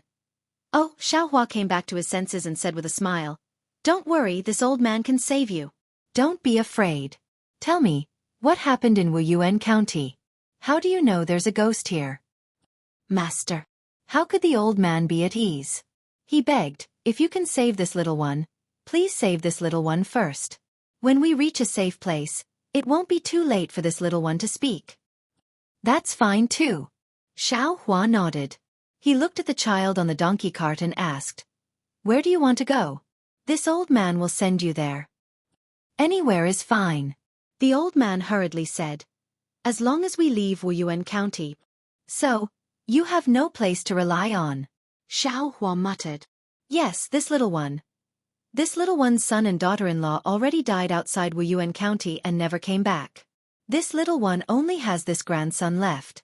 The old man replied with a sad face, "This little one has some skills. After leaving Wuyuan County, I should be able to find a place to live." AI. Xiaohua sighed and said, "Right now, Fengxiang Country is suffering from a disaster. Although it's a bit better than Wuyuan County, it's not much better. The king of Fengxiang Country is about to send disaster relief. If nothing unexpected happens, this disaster will be over soon. Since you're unfamiliar with the place, why don't you stay in Wuyuan County?" "I'd rather die in a foreign land than return to Wuyuan County," the old man replied resolutely. Xiaohua pondered for a moment and asked, "Do you know Wuyuan County's Zhu family?" "Zhu family? Zhu Cheng, Master Zhu?" the old man asked. "Yes, it's Zhu Cheng." The old man nodded. "Of course this little one knows Master Zhu. That's a famous family in my Wuyuan County." "Where is Zhu family in Wuyuan County? If this old man sends you there, what do you think?" Xiaohua asked again. "This." The old man hesitated for a moment and said, "Of course this little one has no problem. Master Zhu is a family of saints. Ghosts don't dare to approach. But Master Zhu Don't worry about this." Xiaohua waved his hand and said, "You just need to tell this old man where Zhu family is. Master Zhu isn't in Wuyuan County. He lives in the suburbs." The old man pointed in the direction of Wuyuan County and said, "If you want to go there, you need to pass through the entire Wuyuan County." "Haha, with this old man here, why do you need to worry about this?" Xiaohua laughed. With a wave of his sleeve, he rolled up the donkey cart and other things and rushed into the air. In the blink of an eye, he flew past Wuyuan County. When he landed on the ground, the old man still couldn't believe his eyes. He rubbed his blurry eyes and looked around. At this moment, the sleepy child beside him also became energetic. He looked at the lights in the distance and shouted, "Grandpa, look, this is the Zhu family village. Over there is the locust tree planted by the saints." "Thank you, Master, thank you." The old man was crying tears of joy. He knew that he had met a benefactor and was able to escape with his life. He hurriedly shouted, "Who has come to my Zhu family village?" The old man and the child's voice traveled far in the night sky. Not far away, a flame flashed in the darkness and several lanterns appeared from the ground. A voice also came from the ground.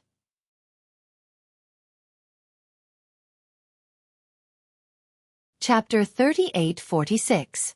Under the light of the lantern, several zhang away from Xueqi, there is a simple barrier made of stones and sacks erected there. Behind the barrier is a deep pit. Several men dressed in martial attire jumped out of the pit with steel blades and other weapons in their hands and lanterns in their hands. They walk very cautiously towards Xueqi. "I am Xueqi. Taoist name is Taoist Master Xiao."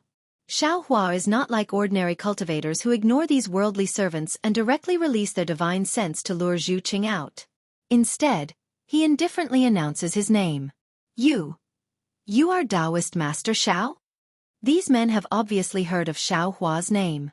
Hearing Xueqi announce his name, they are shocked. They slightly raise their lanterns, wanting to see clearly.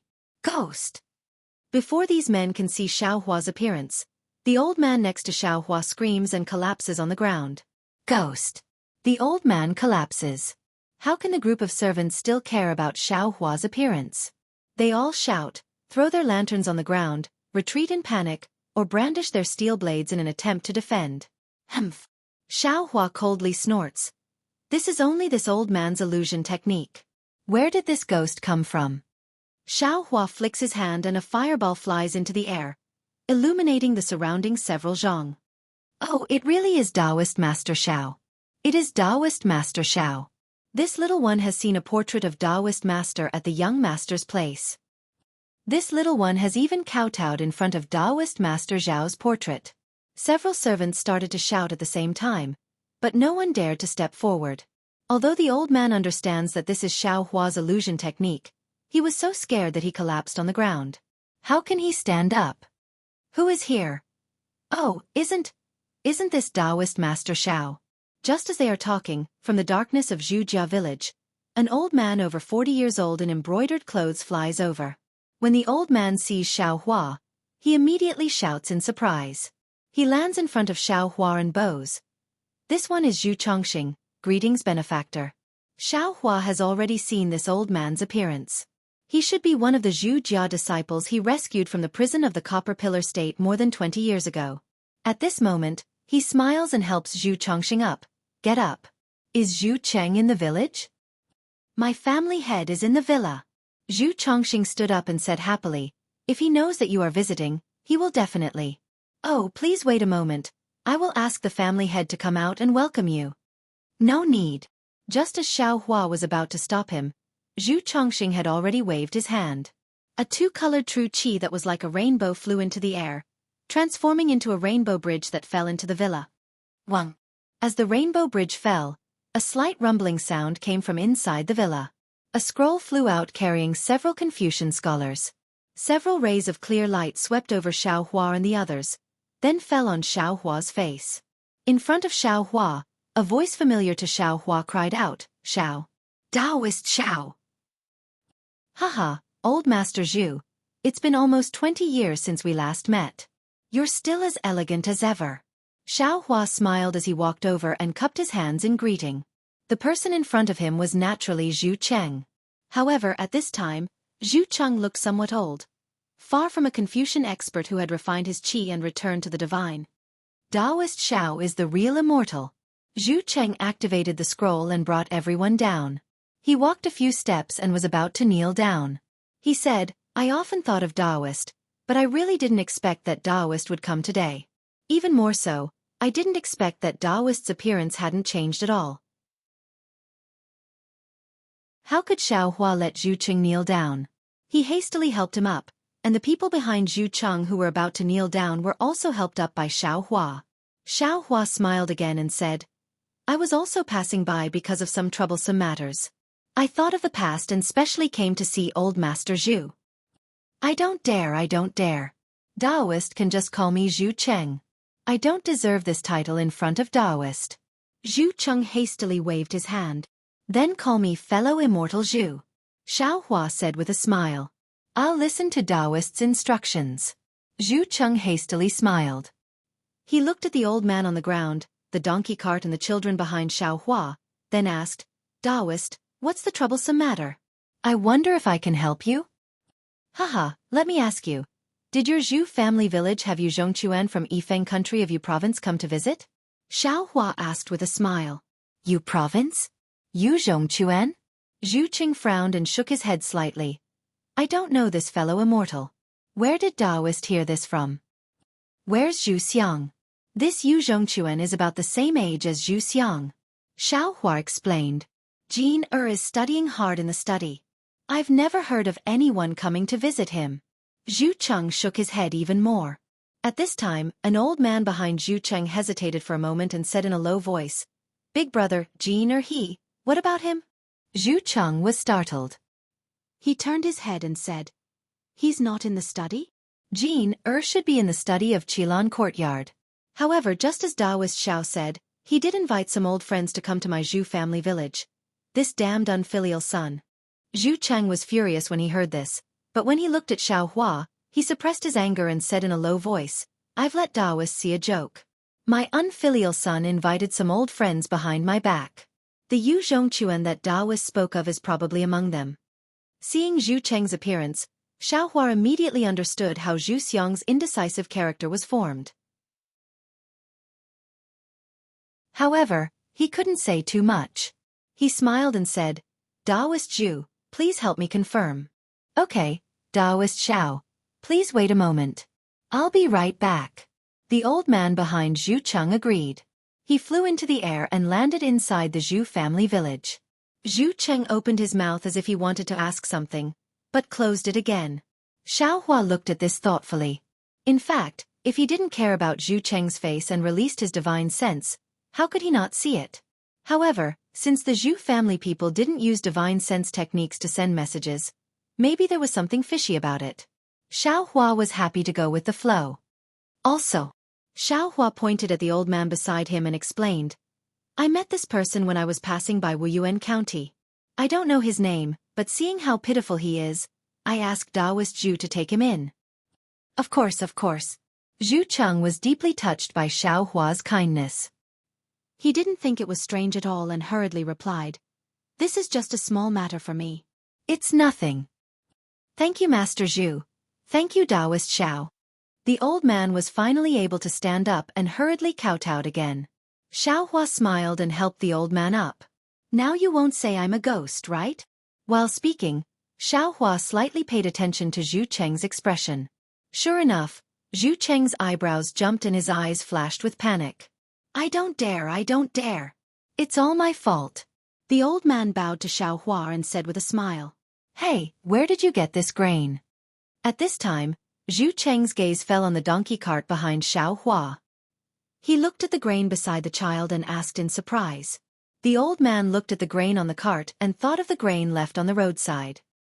He said with a regretful tone, This was all given by Taoist Xiao. Just now, Taoist Xiao scattered a lot of it in Wuyuan County. Taoist Xiao. Zhu Cheng turned to look at Xiaohua and asked carefully, This grain. How much do you have? I came to Zhu family village from afar and haven't had a sip of hot tea. Xiaohua said with a smile. Zhu Cheng's face slightly reddened. He hurriedly bowed and said, It's all my fault. Taoist Xiao, please. Okay. Xiaohua nodded.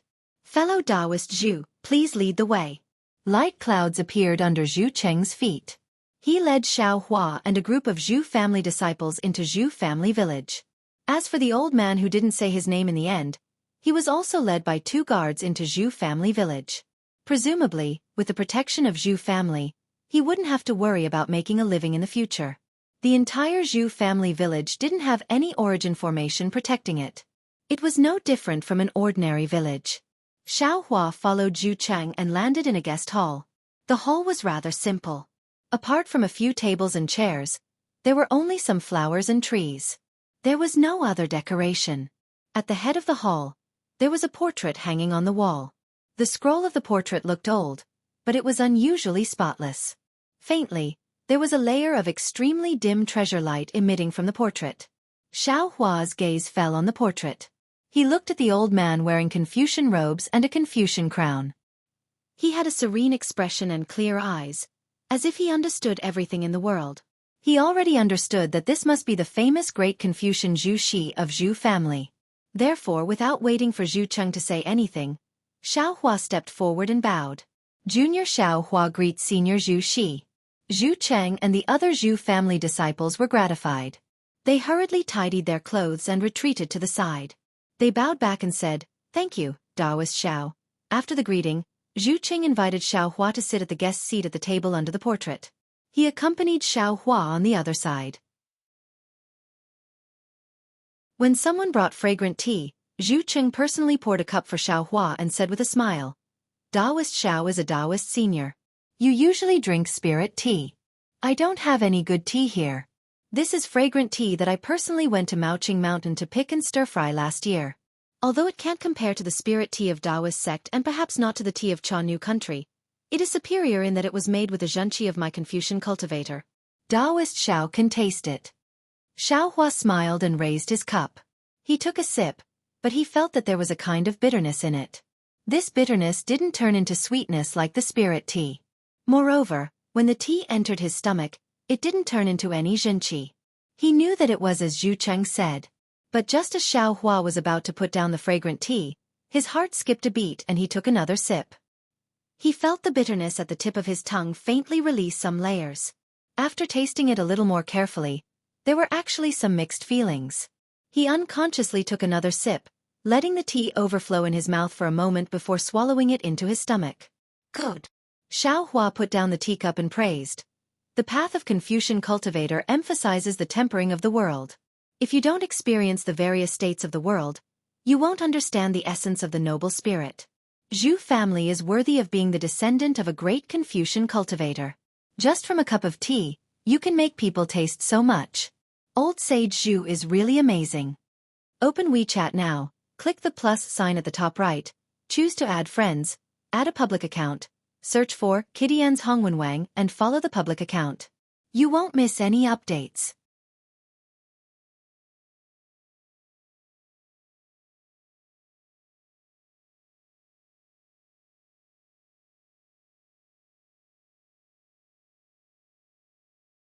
Open WeChat now, click the plus sign at the top right, choose to add your friends, add your public account, search for Kidian's Hongwenwang and follow the public account. You won't miss any new updates.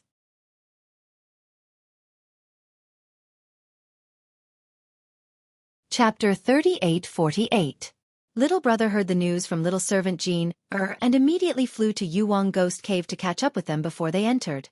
But when little brother released my divine sense, where was their trace? Little brother was afraid that my divine sense was wrong, so I rushed to the ghost cave but still couldn't find them. That old man hurriedly replied, "Are you sure they have already entered?"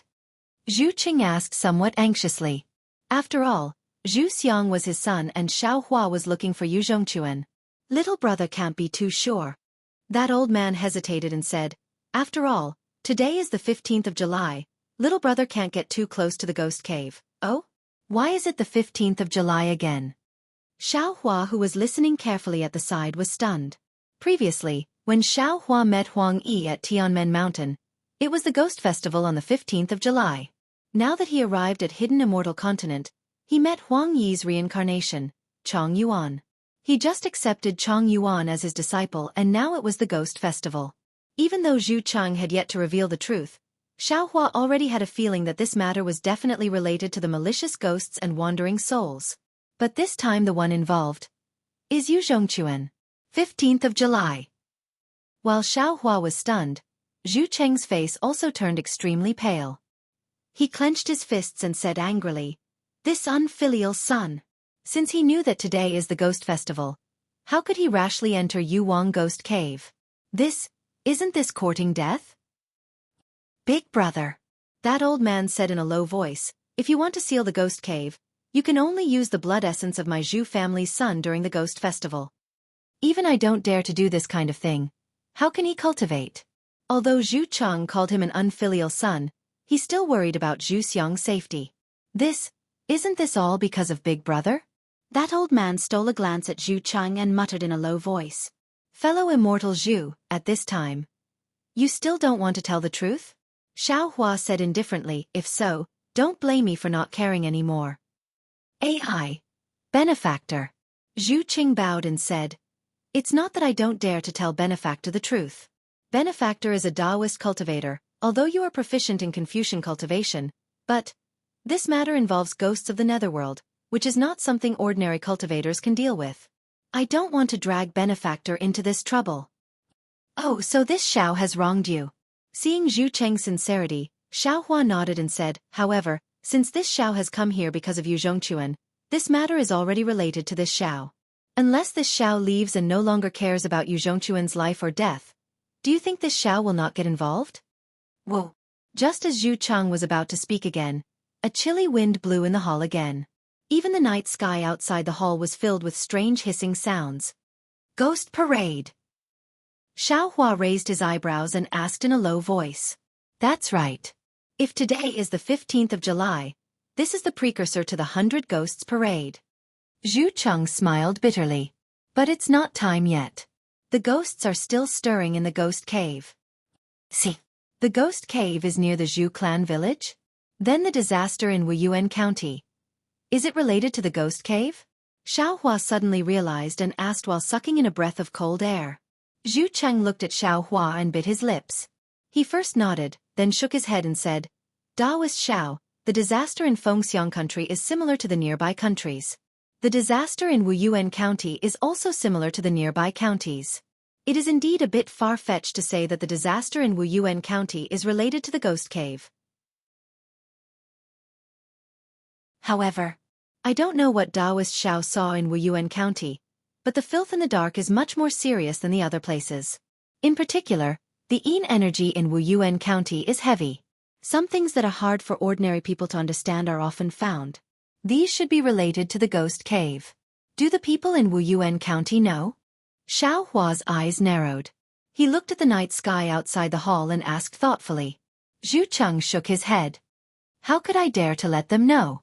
Although the people in Wuyuan County are ordinary people, they are still people.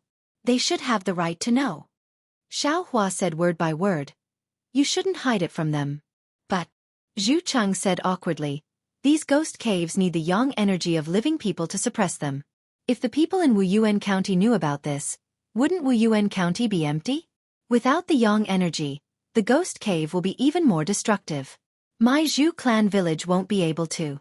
At this point, Zhu Qing suddenly realized something and hurriedly shut his mouth. Xiao Hua's expression slightly changed. He withdrew his gaze from the night sky and stared at Zhu Cheng. Fellow Taoist Zhu, your Zhu clan has always been guarding this place. Could it be that you are guarding the ghost cave? Zhu Cheng did not reply. Instead, he raised his head and looked at the portrait of Zhu Xi. After half a cup of tea's time, the dozen or so Zhu clan disciples behind Zhu Cheng, who were qualified to enter the hall, lowered their heads and stared at the ground. They appeared to be somewhat sorrowful and aggrieved, but there was more pride in their eyes. That's right. Zhu Qing said, our Zhu clan's ancestors taught us that this matter is our Zhu clan's secret. Zhu clan's disciples must never leak it out. Now that Benefactor has given our Zhu clan a new lease on life, you are not an outsider. Since Benefactor has seen through it, this humble one will not go against the ancestors' teachings. And this Xiao understands. You are the backbone of Confucian cultivators.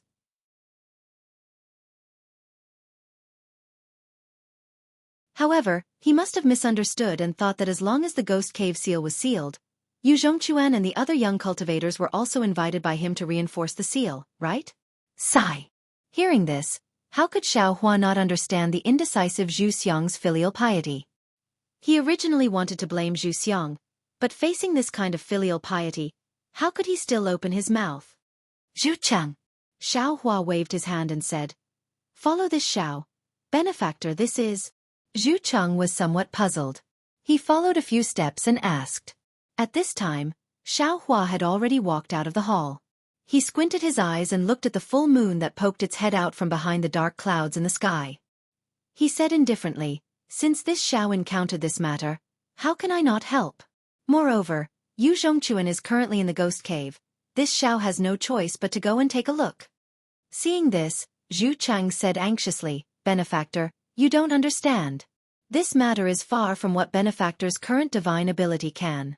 This Xiao understands very well. Xiao Hua's figure flew into the air and said loudly, Take this Xiao to the ghost cave. Almost at the same time as Xiao Hua, there seemed to be someone in the distance who was screaming at the top of his voice. Moreover, this scream spread far and wide in the night sky. How can this be? Zhu Cheng's face turned pale. Clouds also appeared under his feet and his figure rushed into the sky. Purple light and cloud threads flashed between his eyes. Xiao Hua was the first to fly into the air. His divine sense looked towards the source of the sound, but the strange thing was, other than ordinary mountain rocks and trees, he couldn't see anything strange at all with his divine sense. When he looked at Zhu Cheng again, not only was his face deathly pale, his lips were also trembling, as if he had seen something inconceivable. Xiao Hua looked at Zhu Cheng's flashing purple light. In his mind, he couldn't help but think of what he saw in the Tianmen mountain. He knew that Taoist divine sense had no effect on ghosts. Therefore, he used his hand to point at the space between his eyebrows and softly said, Ji. He opened his Dharma eye and used the Buddhist sect's heavenly eye. See. When Xiao Hua saw everything clearly, he couldn't help but suck in a breath of cold air again.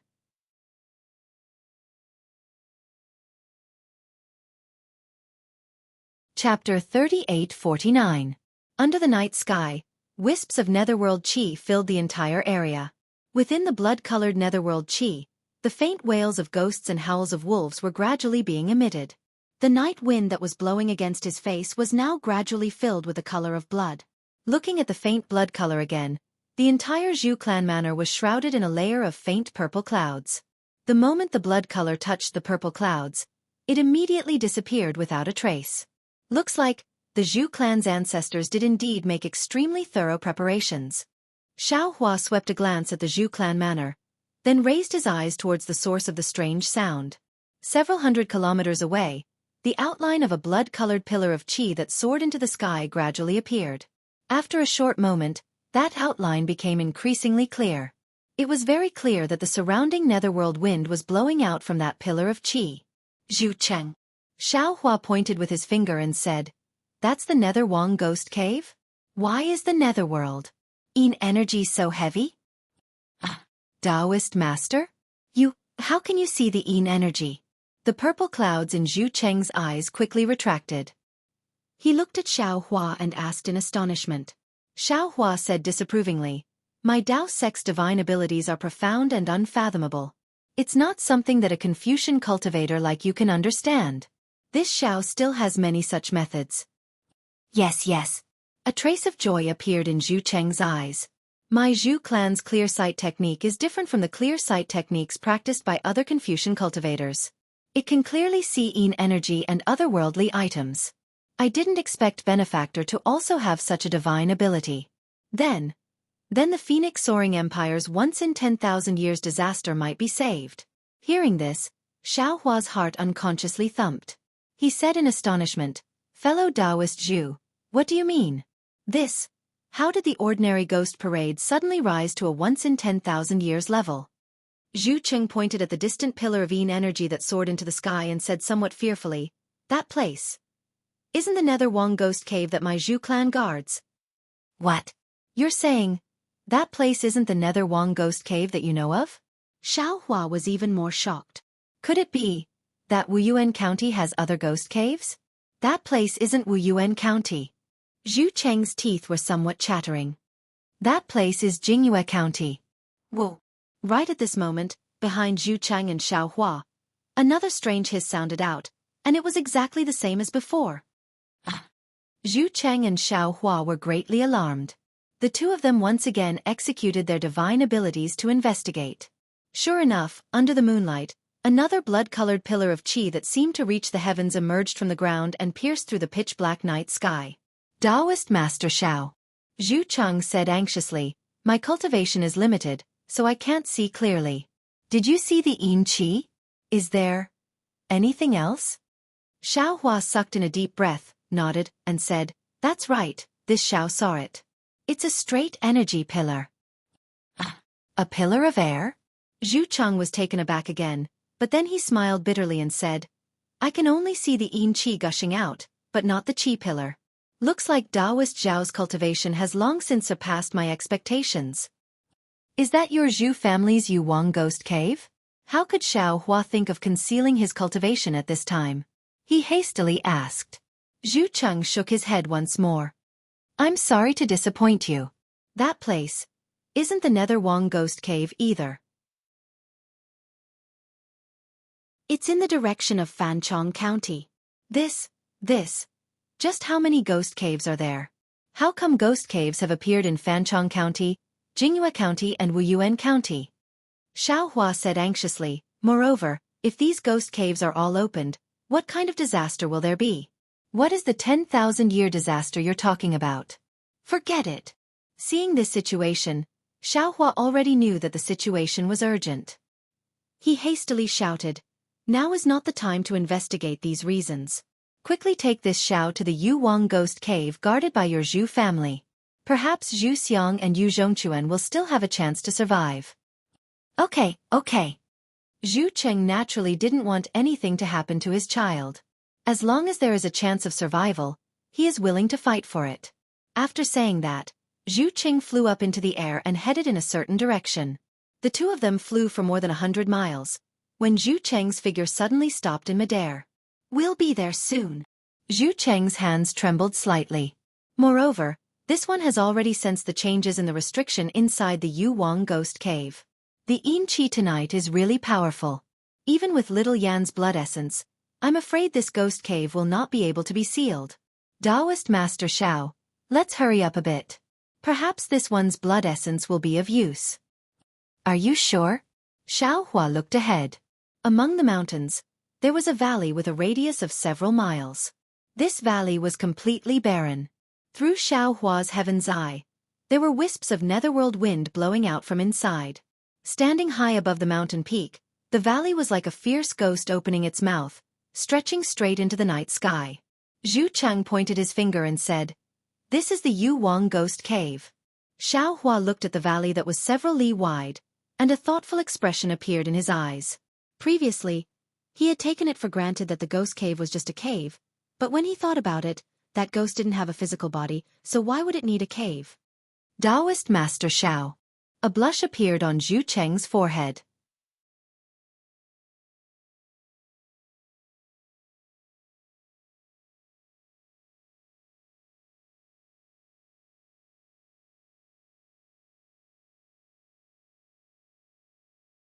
Chapter 3850. Xiao Hua couldn't help but exclaim in a low voice when he saw thousands of feet below the ghost cave. His figure flashed, and a yellow light flashed. Xiao Hua's figure had already disappeared from his original position. He had charged into the ghost cave. Earth escape art was the earliest escape art of 5 elements that Xiao Hua cultivated. Now, it had reached a high level, and he didn't need to rely on earth element items. He could use it as long as there was earth element energy in the air. Xiao Hua exerted the earth escape art and rushed underground. His speed was not much slower than when he used the wind escape art in the air. The nether blood threads emitted from the ghost cave were different from the nether wind from before. When the blood threads wrapped around Xiao Hua's body, they quickly corroded his protective golden light, and his Taoist robe was already in tatters. However, when these threads of blood that ordinary cultivators feared like tigers landed on Xiao Hua's body, they could only emit sizzling sounds. On Xiao Hua's skin, strands of strange patterns appeared. These patterns flashed and disappeared, unable to invade his body. Something's not right. This doesn't seem to be a simple nether wind. Xiao Hua had encountered the nether wind and nether blood sea in Netherworld and Million Meng Mountains, so he was not unfamiliar with these blood threads. When these blood threads landed on his body, he immediately felt something was wrong. These blood threads contain a deathly stillness, an aura that can kill all living things. This is the aura of death. No matter if it was the netherworld in the gate of the Tao, the hell in the mouth of the Buddhist sect, or even the netherworld in the mouth of Confucian cultivators, all of them were extremely mysterious. No one knew the details behind them, and the reason for this was the aura of death. No matter how high a cultivator's cultivation base was, they were all living things with vitality. They couldn't go deep into the netherworld, which was filled with the aura of death, and couldn't use their divine abilities in the hell. Even the soul cultivators of Million Meng Mountains, who claimed to be the descendants of Hutu Great God, didn't dare to touch the Nether Blood Sea. If it's just the Netherwind, it's fine. But if this aura of death rushes out, with the size of hidden immortal continent, I'm afraid it will kill countless living things. Xiao Hua was secretly worried in his heart as he moved underground. However, he immediately felt relieved. The netherworld chi that was spouted out from the two ghost caves didn't have any deathly chi. It wasn't that there wasn't any deathly chi inside, but it was extremely diluted by the boundless chi of heaven and earth on the hidden immortal continent. So much so that even with Xiao Hua's cultivation, he didn't notice it. Although the death chi emitted from the ghost cave Yu Wang, which was guarded by the Zhu family, was much more than the other ghost caves, it was nothing compared to the chi of heaven and earth. However, if it's so simple, Xiao Hua was once again puzzled. Why would the Zhu clan's ancestors lay down a restriction here, and even let the successive generations of the Zhu clan's descendants guard the ghost cave? Looking into the depths of the ghost cave, several thousand feet underground, there was a flying shuttle that was less than 100 feet in size. It was flashing with yellow clouds as it stopped at the bottom. About 1,000 feet below the flying shuttle, a thick layer of bloody mist was rolling violently. Loud sounds like a tsunami were emitted from within the mist. The range of this mist was extremely large, perhaps dozens of miles. Above the mist, there were countless armor inscriptions condensed into long strips that were piled up together. These long strips were filled with vast crystal threads. As the crystal threads flashed, there were indescribable visions. Some were the warnings of saints, some were the recitations of children, some were the images of immortal palaces, some were the images of mountains and rivers, and so on. Moreover, as the crystal threads flashed, each strip emitted an unparalleled will and aura of righteousness and perseverance. These auras and wills combined together to form a huge origin formation. This origin formation imprisoned the mist underground. What was special was that under the origin formation, there was a thin layer of Buddhist light. This Buddhist light was extremely obscure and was concealed by the clouds of the armor inscriptions. If one didn't have a Buddhist divine ability, it would be extremely difficult to detect. Before the layers of mist could come into contact with the long strips of the armor inscriptions, they were immediately melted by the Buddhist light. However, as the fog rolled more and more violently, the Buddha's light was almost drowned out. The blood-colored surface undulated up and down greatly, and its strength was also unparalleled. There were faintly visible gaps between the long strips that were originally composed of rules. Strands and strands of netherworld blood seeped out from these gaps and rushed into the ghost cave. Moreover, the netherworld blood was constantly corroding the long strips of the vast crystal threads. Every time the netherworld wind entered the long strips, the vast crystal threads would dim a bit. The vision inside was like a candle being blown out by the wind, suddenly extinguishing. Brother Zhu. Within the clouds of the flying shuttle, a slightly short Confucian scholar with a pale face asked in a low voice, This is the ghost cave that your Zhu family has been guarding for generations? Why is it different from what I thought? It's really too terrifying. In front of the Confucian scholar, the one controlling the flying shuttle with all his strength was naturally Zhu Xiang. The surface of his body was slightly overflowing with true qi, and beads of sweat appeared on his forehead. Looking at his appearance, it seemed that he wanted to urge the flying shuttle to get closer to the Yuan array. Unfortunately, there was already too much netherworld wind rushing up, and the netherworld blood within it was violently corroding the outer layer of the flying shuttle. Moreover, the powerful force in the soil layer also prevented the flying shuttle from going any further. A trace of disappointment flashed in Zhu Xiang's eyes, and then he immediately withdrew his true qi. He turned to look at the Confucian scholar and nodded. Yes, what Brother Lu said is right. This is the ghost cave that I mentioned before. This is the end of the ghost cave. The Yuan array that you saw in the clear eyes technique was set up by my Zhu family's ancestors. But another slightly fat Confucian scholar wiped the sweat on his cheeks, and somewhat puzzled said, Brother Zhu, how come I only saw the Yuan array, and didn't see any ghosts? Ghosts are otherworldly items. If we don't have a special clear eyes technique, we shouldn't be able to see them. The one who spoke was Yu Zhongquan, who was standing behind Zhu Xiang. His face became even paler, but his mature eyes were full of determination. Brother Zhu, you're exaggerating. 2 feet behind the crowd, Another Confucian scholar dressed in brocade clothes pressed his hands on the flying shuttle beside him. Streams of exquisite true qi were slowly sent from his body into the flying shuttle. This Confucian scholar's cultivation was obviously more powerful than Xueqi and the others, and now he was still calm and unruffled as he said with a smile, "This is admittedly a huge yuan array, and now it's inexplicably floating up and down, but that doesn't mean this is a ghost cave. Moreover, from what I know, the Zhu family doesn't have the strength to set up such a huge yuan array. Brother Zhu's idea of reviving the Zhu family's reputation is commendable, but you can't use this gimmick to deceive the brothers who helped you." Zhu Xiang opened his mouth, wanting to explain something, but after a moment, he smiled bitterly and said in a low voice, "This Zhu knows that you brothers won't believe me. In fact, even this Zhu didn't believe it when my father told me. But now, seeing such a magnificent yuan array, this Zhu has no choice but to believe it. Moreover, my father said that there were many dangers, and this Zhu has already sensed many of them.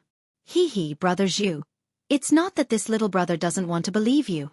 The Confucian scholar smiled and said, "Even if this yuan array was set up by your Zhu family's ancestors, what does it have to do with a ghost cave? Below the yuan array is the netherworld's Yin wind, and now the Yin wind is so strong that the yuan array is already unable to withstand it."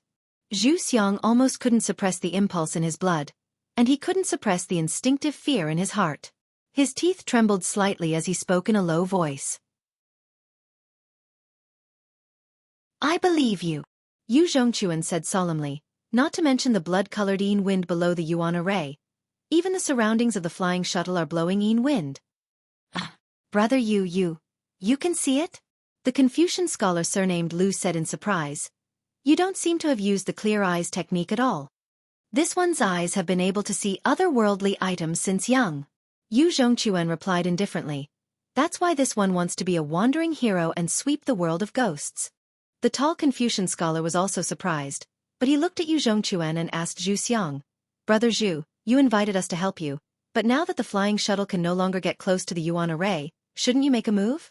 Zhu Xiang gritted his teeth and nodded, "That's right, this Zhu is truly grateful to all of you brothers.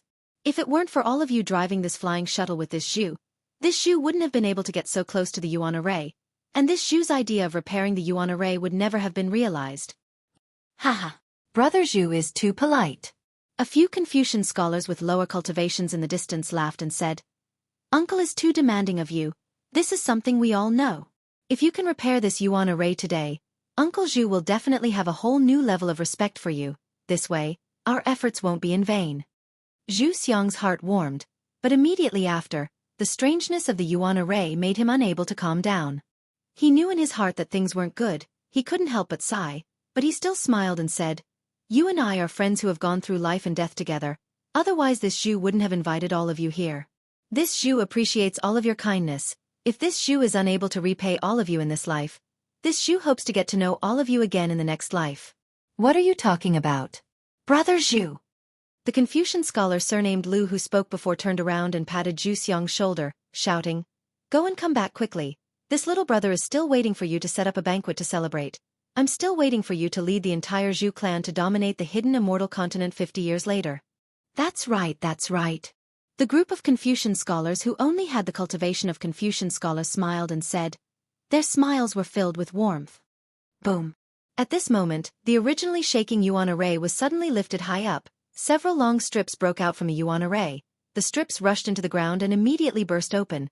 After a low chanting sound was heard, the vast crystal threads turned into countless armor inscriptions, and these armor inscriptions attracted countless tiny pillars of vast qi.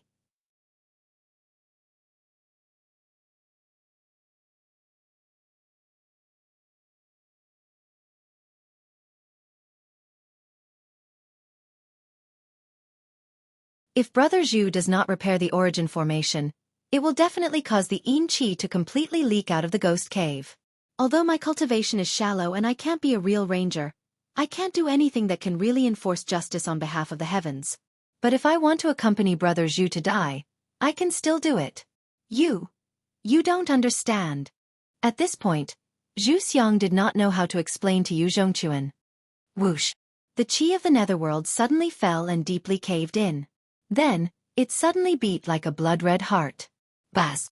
With a loud sound, the origin formation in the vicinity of dozens of miles was pushed up high.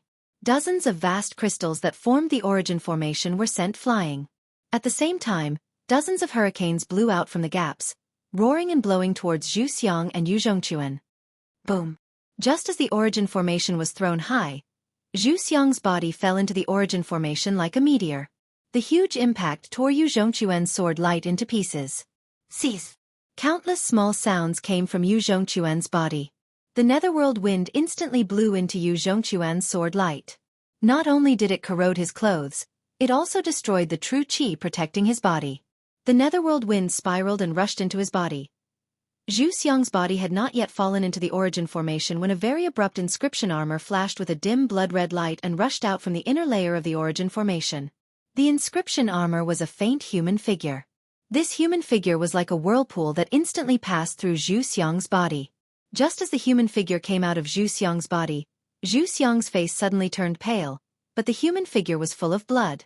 The blood essence in Xueqi's body was actually sucked out by the inscription armor. The blood-red human figure let out a sigh like a Buddha, and the origin formation also flashed with a bright light following the sigh of the human figure. Whoa! In the void, countless noble chi pillars rushed into the human figure. In a moment, the human figure was like a blood-red child body that suddenly expanded. Sacrifice my blood essence, sacrifice my soul, with my life, I seal your ghost cave. The child body's aged voice let out an extremely obscure inscription. It rushed into the origin formation with countless noble chi. The entire origin formation's blood-red multicolored light mixed with wisps of clouds flowed between the noble crystals at an extremely fast speed. The places that were broken by the netherworld chi were repaired at an extremely fast speed. Even the origin formation that was raised high fiercely shrank back, forcefully suppressing the netherworld chi.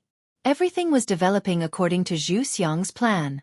However, the netherworld wind was only suppressed for a few breaths, and the origin formation was once again expanded by an even stronger counterattack. The child body that had not yet merged with the origin formation was immediately shattered by the impact. At the same time, more noble crystals broke away from the origin formation, and even more netherworld chi whistled and blew. Xueqi's body that had lost his blood essence quickly withered, and in a few breaths of time, a small part of his body was blown away by the netherworld wind. As for Yuzhongquan, the true qi around his body was invaded by the netherworld wind, and in a moment, his body was also riddled with holes. It was obvious that he would not survive. On top of the netherworld wind, the flying shuttle that seemed to have escaped from danger was caught up by the netherworld wind after flying for only a few hundred feet. Under the fierce wind, the flying shuttle seemed to be swung around by a big hand. Not only was its brilliance dim, but the group of Confucian scholars inside was also spinning around, unable to support themselves. Everyone's face was pale, and their hearts were filled with horror. Alas! A voice that was as old as the previous huge body came from the flying shuttle. This old man still came one step too late. The group of Confucian scholars who had already given up all hope opened their eyes. Within the clear eyes technique, the tall and thin Xiaohua fell from the sky. The netherworld wind that could extinguish all life blew against his bronze skin.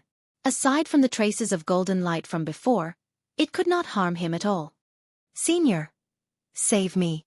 Inside the flying shuttle, the group of cultivators' true qi had long been exhausted. They shouted loudly, but they did not know if Xiaohua could hear them. Xiaohua held the mountain river seal in his hand, and his figure flew past the flying shuttle. A suction force rushed out of the mountain river seal and covered the entire flying shuttle. Boom! The entire flying shuttle was sucked into the mountain river seal.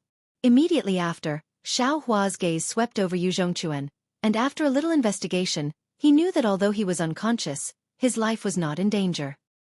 His mind swept his body into the Kunlun immortal realm in the space, and handed him over to Chong Yuan to take care of. Xiao! Taoist Xiao! Xueqi was already on the verge of death, but when he saw Xiaohua suddenly appear, his eyes unexpectedly lit up, and he opened his mouth to call out, "Senior! Why did you also come?" "Don't worry." Xiaohua waved his hand, and a few feet to the left of Xueqi instantly produced a faint brilliance. This brilliance firmly protected him, but this layer of faint brilliance flickered rapidly in the netherworld wind. Obviously, this layer of faint brilliance could not last for too long. "This Xiao will save you. If you have anything to say, let's talk outside." While speaking, Xiao Hua's mind wrapped around Zhu Xiang, wanting to take him into the space. Contrary to Xiao Hua's expectations, his mind that could take metal and wood magnetism into the space was actually unable to move Zhu Xiang. Damn it! Xiao Hua understood that this was probably the effect of the origin formation below him. No need to waste your magic power. Taoist Xiao. Zhu Xiang said in a low voice, this little one's blood essence has been sucked away by the origin formation. Even if Taoist Xiao Hua saves this little one will not be able to live. Taoist Xiao Hua only needs to bring some words to my father. This little one will be endlessly grateful. All right. Xiao Hua looked at Zhu Xiang. His body had already lost more than half. He knew that even if he took him away, he would most likely not be able to save him. Instead, Zhu Cheng would be sad to see his son's miserable state, so he dismissed the idea of taking Zhu Xiang away. I'll have to trouble Taoist Xiao Hua to tell my father. This time this little one has disappointed him again. Zhu Xiang said weakly, this little one originally wanted to help my father strengthen this seal, but I didn't expect that the yin qi of the underworld would be so strong tonight. Not only did this little one fail to strengthen the seal, I even threw away my life here. If Taoist Xiao Hua did not come, I'm afraid that even the 10 or so Confucian cultivator friends that this little one invited would have lost their lives in the ghost cave. This little one is really useless. No. Right at this moment, a sorrowful and indignant voice came from behind Xiao Hua. Zhu Cheng stepped on a scroll and hurriedly landed. Xiang, Father was not disappointed this time. Father. Zhu Xiang's bloodless face blushed, and he said in a low voice, really? Father. Father hasn't said these words to this boy for a long time already. I remember that the last time was already 20 years ago, right? It was when this boy was reciting the Confucius scripture in the academy. At this point, Zhu Xiang suddenly came to a realization and said in alarm, Father, this origin formation is too strange, you must not go near it. Otherwise, it will be extremely dangerous. Xiang.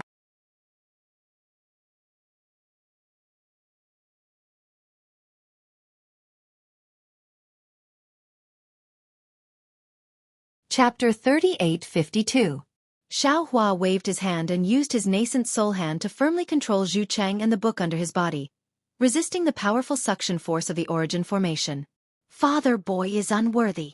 I have disappointed you too much in this life.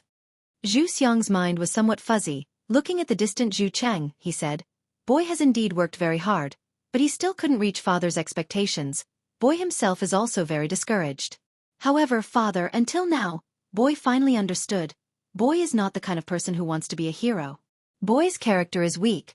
Boy doesn't know how to speak. Boy is indecisive. But, Father, not everyone in this world can be a hero. If everyone wants to be a hero, who will applaud heroes? Boy is to applaud people. Father, you often say that man can conquer the heavens, everything can be cultivated, but boy in this kind of cultivation is very unsatisfactory. Boy doesn't want to do those things that go against the nature of boy. Xiang. Zhu Cheng never thought that his son's heart would be so bitter. For a moment he didn't know what to say. Boy is gone. Father, you don't have to worry about boy anymore. Little brother Zhang is still young.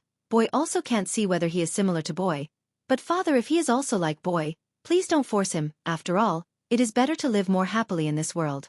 Saying this, the spirit in Zhu Xiang's eyes gradually faded, and a shadow slowly emerged. Although Xiao Hua imprisoned him, the death qi in the netherworld wind still captured Zhu Xiang's soul. Xiang. Zhu Cheng bit his lips, blood flowed out from his teeth. He tried his best to urge his true qi to rush out of Xiao Hua's nascent soul hand. Zhu Cheng, do you also want to throw away your life? Xiao Hua laughed coldly and asked. With this Zhao's cultivation, I've just resisted the suction force of this origin formation. So long as you struggle free from this Zhao's technique, you'll definitely suffer the same fate as Zhu Xiang. Even if I die, I also want to accompany Xiang. Zhu Cheng said without hesitation. Buzz buzz. A powerful impact sound came from below the origin formation. The origin formation that the Zhu clan had been guarding for an unknown period of time could no longer hold on. When the Buddha's light and the clouds disappeared, hundreds of gaps appeared in the origin formation in an instant. Within dozens of miles, Streams of netherworld chi rushed out from these gaps and formed a huge netherworld blood pillar that was ready to shoot out of the ghost cave. Seeing Zhu Xiang's soul was about to fall into the netherworld wind, Xiao Hua's heart moved. He took the willow branch in his hand and waved it towards the shadow. Zhu Xiang's, the willow, and Zhu Xiang's soul fell into the willow. Willow's soul also fell into the willow. Willow's soul fell into the willow. Willow's soul also fells soul fells. Hua. When Xiao Hua put the willow branch into his space, Zhu Xiang's soul also entered the spaces inside. As for his body, Xiao Hua withdrew his spiritual power and immediately turned into ashes. Even if Xiao Hua wanted to take it away, he couldn't. Xiang. Zhu Cheng couldn't see Zhu Xiang's soul. He didn't know that Zhu Xiang's soul had already fallen into Xiao Hua's spaces inside, but father and son were connected. When Zhu Xiang's soul was destroyed, Zhu Cheng felt a sharp pain in his heart. He shouted loudly. Xiao Hua didn't wait for him to finish shouting. His yuanying hand grabbed him. He looked back at the Buddhist light inside the origin formation and shouted, "Go!" As Xiao Hua flew out with the soulless Zhu Cheng, the yuan formation inside the Yuan ghost cave had completely collapsed. Boundless netherworld chi mixed with death chi rushed out of the ghost cave just like the netherworld blood pillar that Xiao Hua had seen before, and pierced straight into the night sky. This was already the third blood pillar that had appeared. Looking at the three netherworld chi pillars around him, Xiao Hua's eyes became solemn. He brought Zhu Cheng, who had been silent all this time, back to the Zhu family village. After waiting for a moment he asked, "Zhu Cheng, I'm very sorry about Zhu Xiang's matter, no need." Zhu Cheng waved his hand and said, "This is the fate of my Zhu family's descendants. Xiang died in the ghost cave. He died a worthy death. His death is heavier than a mountain peak. It's good that you understand." Xiao Hua nodded. He pointed at the three netherworld chi pillars and said, "However, today's crisis seems to have just begun. As for what the real crisis is, it seems like you also don't know. I hope that you and I can work together to stop this crisis and save a few more lives. We can't let Zhu Xiang die in vain in the ghost cave." "Yes, this one understands." Zhu Cheng took a deep breath. He nodded and said, "This one will definitely turn grief into strength and help Daoist Xiao to bring grace to the Phoenix Soaring Kingdom." Xiao Hua nodded and immediately asked, "Good, you should explain the Zhu family's matter clearly. How many ghost caves are there in the Phoenix Soaring Kingdom?" Zhu Cheng looked at the Zhu family manor under his feet and said, "Good to let benefactor know, although my Zhu family has always been guarding this ghost cave Yu Wang, this one. Even this one's 3 generations of ancestors did not encounter any special abnormalities. That ghost cave Yu Wang is sealed by the blood essence of the 3 generations of Zhu family patriarchs. Every year during the Ghost Festival, there is only yin qi spewing out, covering the surrounding 100 li.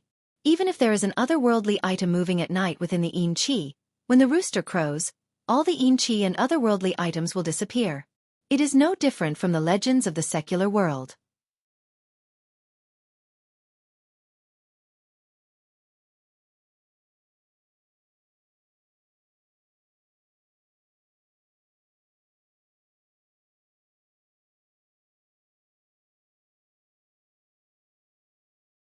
However, as soon as Zhu Cheng finished speaking, his heart ached as if it was bleeding.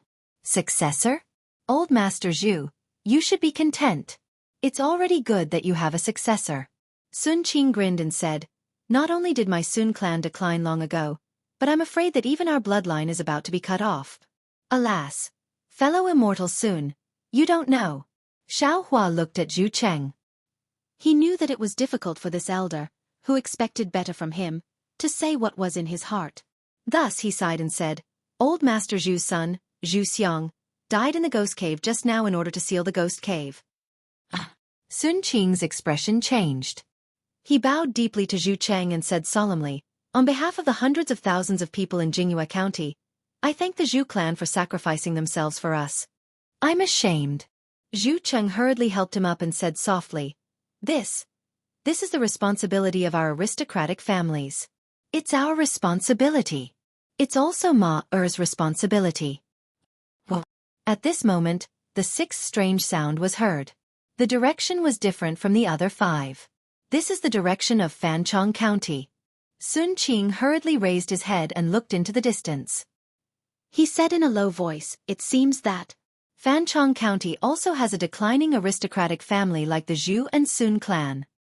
Confucian cultivators have hidden immortals for tens of thousands of years. How many aristocratic families have become drifting duckweeds? Zhu Cheng sighed. Let's go. Xiao Hua rolled up his sleeves and said, You all follow this Xiao to see which aristocratic family is the third one. Sun Qing wanted to decline, but under the influence of Xiao Hua's magic, he couldn't even move. Unconsciously, Sun Qing looked at Xiao Hua's young face in surprise. After which he furrowed his brows, thinking about something. Xiao Hua was like a rainbow piercing through the moon. The netherworld's blood threads that filled the sky didn't give him any hindrance. In just a moment, he arrived in the sky above Fanchong County. It was already late at night. Not to mention that it was a year of famine. Everyone was lying on the ground and holding their stomach as they waited for the sun to come. Even if it was a rich year, on the night of the Ghost Festival, who would dare to go out into the wild? However, in the jungle dozens of li away from Fanchong County, Xiao Hua saw a slightly short but extremely fat middle-aged man with a butcher knife in his hand. He slowly pushed aside the thorns on the ground and walked up to the distant mountain ridge. Looking at the fat man's actions, it was really clumsy and difficult. The night is long, the moon is bright, the jungle is deep, the roots are continuous. Are you chopping firewood? Xiao Hua's figure landed on the ridge in front of the man's head. He lowered his head and asked, Ah! The man obviously didn't feel Xiao Hua's arrival. He was shocked and the butcher knife in his hand almost fell to the ground. Fatty Zeng? You. Zhu Qing obviously knew this person. Seeing this familiar figure, he couldn't help but shout, How could it be you? Old man Zhu? You, how did you come here? Fatty Zeng heard Zhu Cheng's voice and felt relieved. He lowered his head to look for the butcher knife and shouted loudly. He then climbed up the ridge with difficulty. However, the fat on the fat man's body trembled and his steps were difficult. He obviously didn't have any cultivation. Xiao Hua raised his hand and beckoned, and the fatty was caught up in the air. The fatty's appearance of baring his fangs and brandishing his claws in midair really made people laugh. Little Zhang greets Immortal Senior. As soon as Fatty Zhang landed on the ground, he immediately bowed to Xiao Hua. On his fat face, two small eyes shone with admiration. You are a descendant of the Zhang family? Sun Qing looked at the rather unscrupulous fat man and asked in disbelief. The Zhang family of the ancient first-class scholarly family.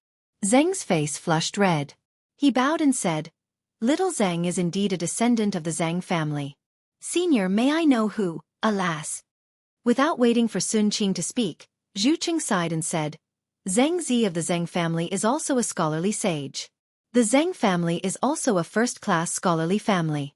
But now, Zhang Zhang of the Zhang family is actually reduced to a butcher. Lamentable. Lamentable. Yes, Master Zhu. Although the Zhu family was already in decline, in the eyes of the secular world, it was still a big family in Wuyuan County.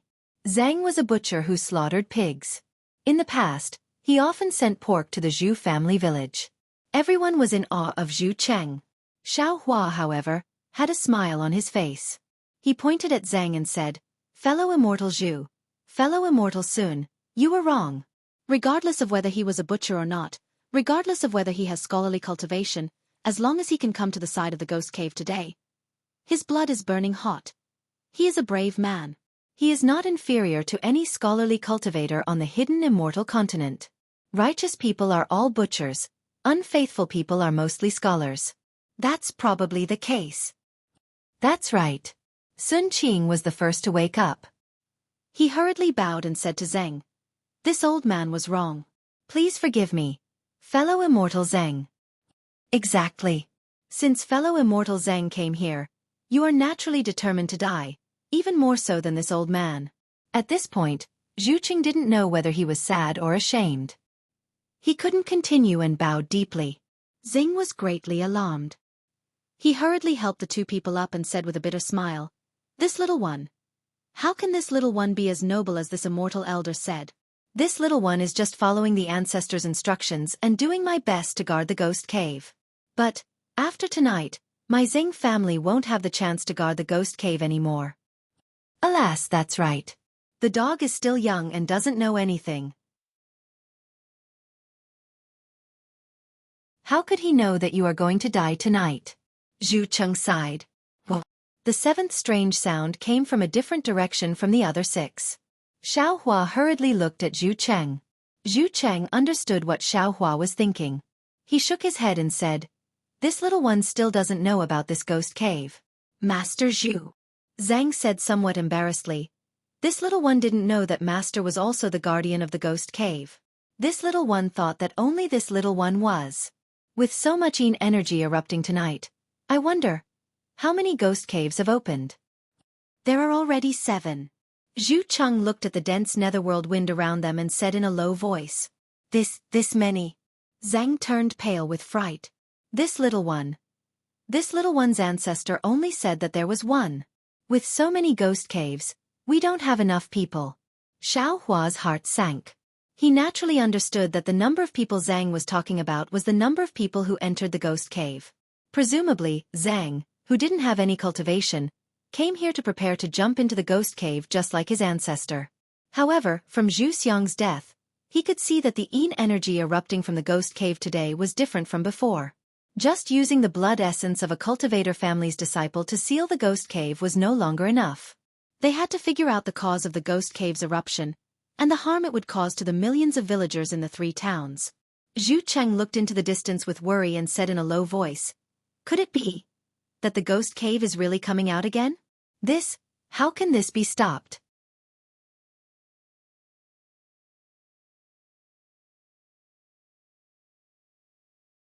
Chapter 3854.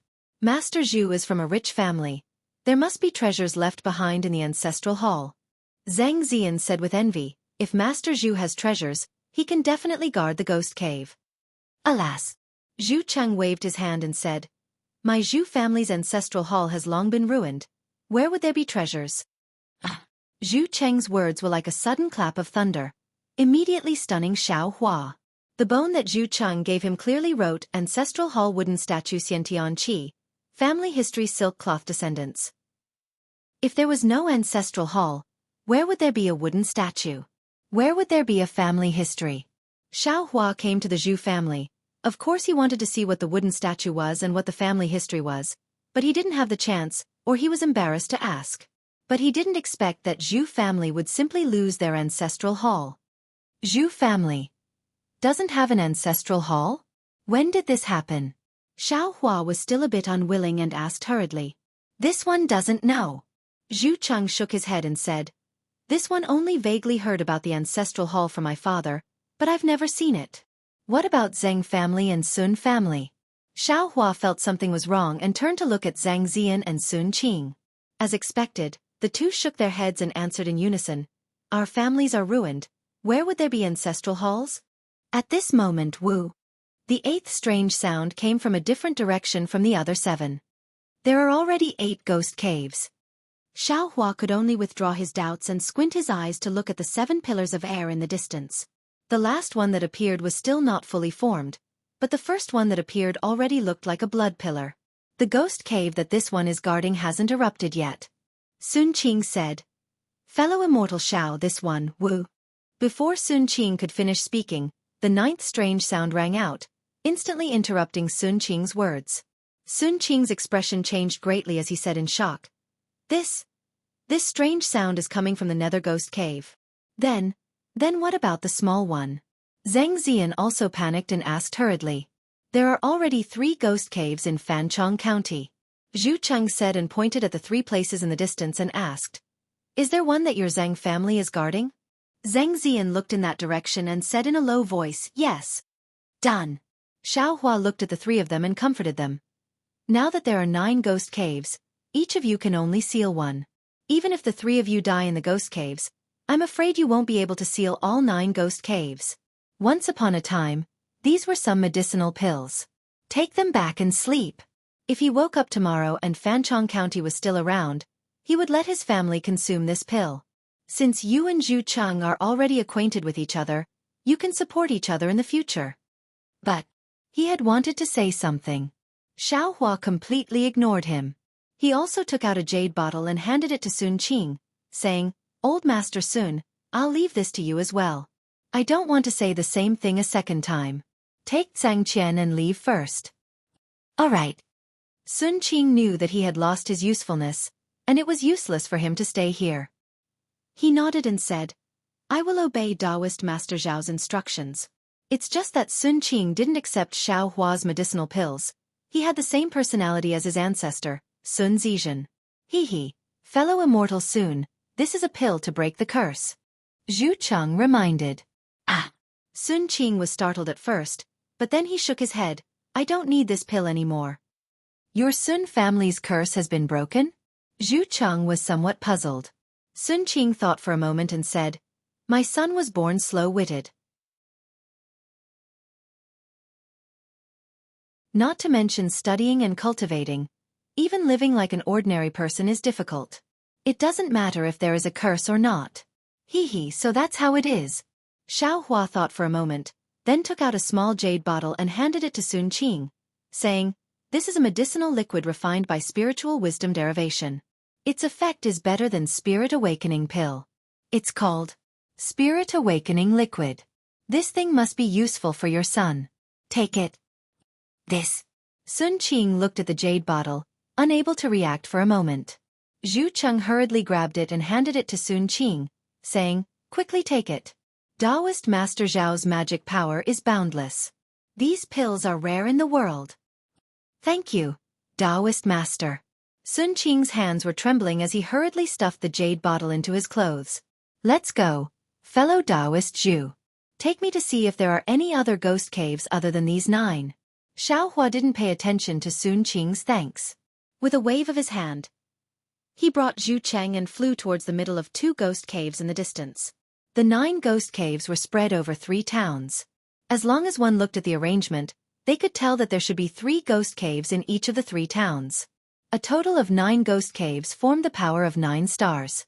Xiao Hua flew into the air. Using his heaven's eye, he saw that the entire night sky was covered in blood threads.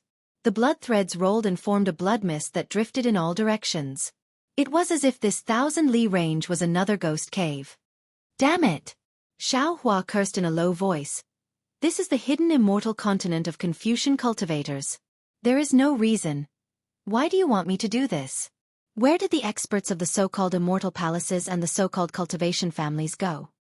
Ghost caves appear, heaven's secrets are in chaos, heaven's secrets are in chaos, heaven and earth are upside down, immortals and mortals are falling.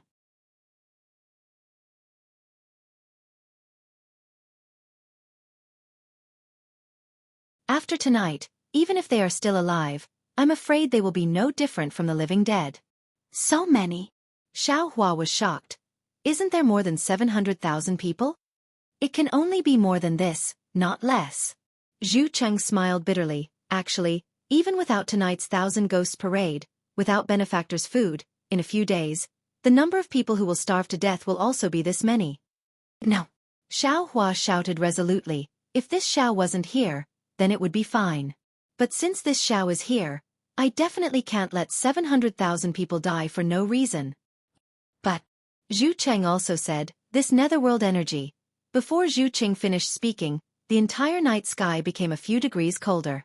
The moonlight suddenly decreased by more than 30%. That's not right. Xiao Hua's heart moved and he hurriedly raised his head. Because even if the blood moon was blocked by the clouds, his monster body could still absorb the power of the moon and stars from the moon. It was impossible for it to decrease because of this. At this time, there were no red clouds in the night sky. There wasn't even a trace of cloud in the clear sky. It was impossible for the blood moon to be blocked by red clouds. But the strange thing was that a corner of the blood moon was already broken. Moreover, the broken blood moon didn't stop and was expanding little by little. Zhu Qing naturally also woke up and looked up like Xiao Hua. Heavenly dog devouring moon. Seeing such a strange scene, Zhu Cheng couldn't help but cry out. No wonder. The night of the 15th of the 7th month is the time when the netherworld's Yin energy will leak out and the 100 ghosts will parade. Now that the moon is being eaten by the heavenly dog, the Yin energy between heaven and earth will probably be at its peak. Xiao Hua narrowed his eyes and looked at the broken moonlight. He said word by word, with such a strange situation, it would be strange if nothing happened. Hearing these words, Zhu Cheng couldn't help but tremble and his teeth couldn't help but chatter. Xiao Hua slightly turned his head and looked at Zhu Cheng strangely. However, Zhu Cheng didn't answer and reluctantly asked, Taoist Master Xiao, are there any wandering souls coming out of the ghost cave?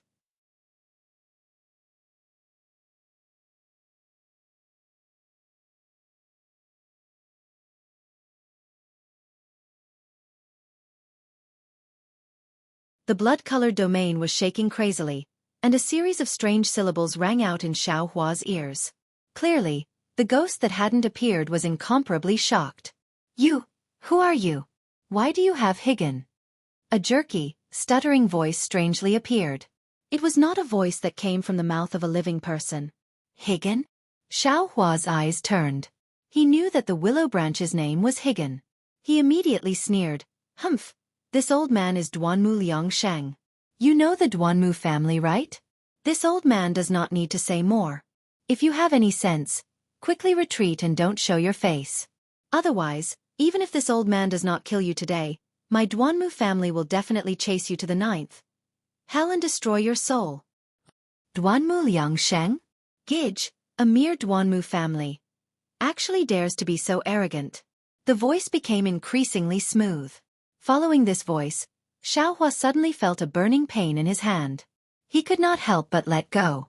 A layer of blood-red imprint flashed across the willow branch. Ah! The moment the imprint appeared, it immediately turned into a cluster of dark green flames and disappeared.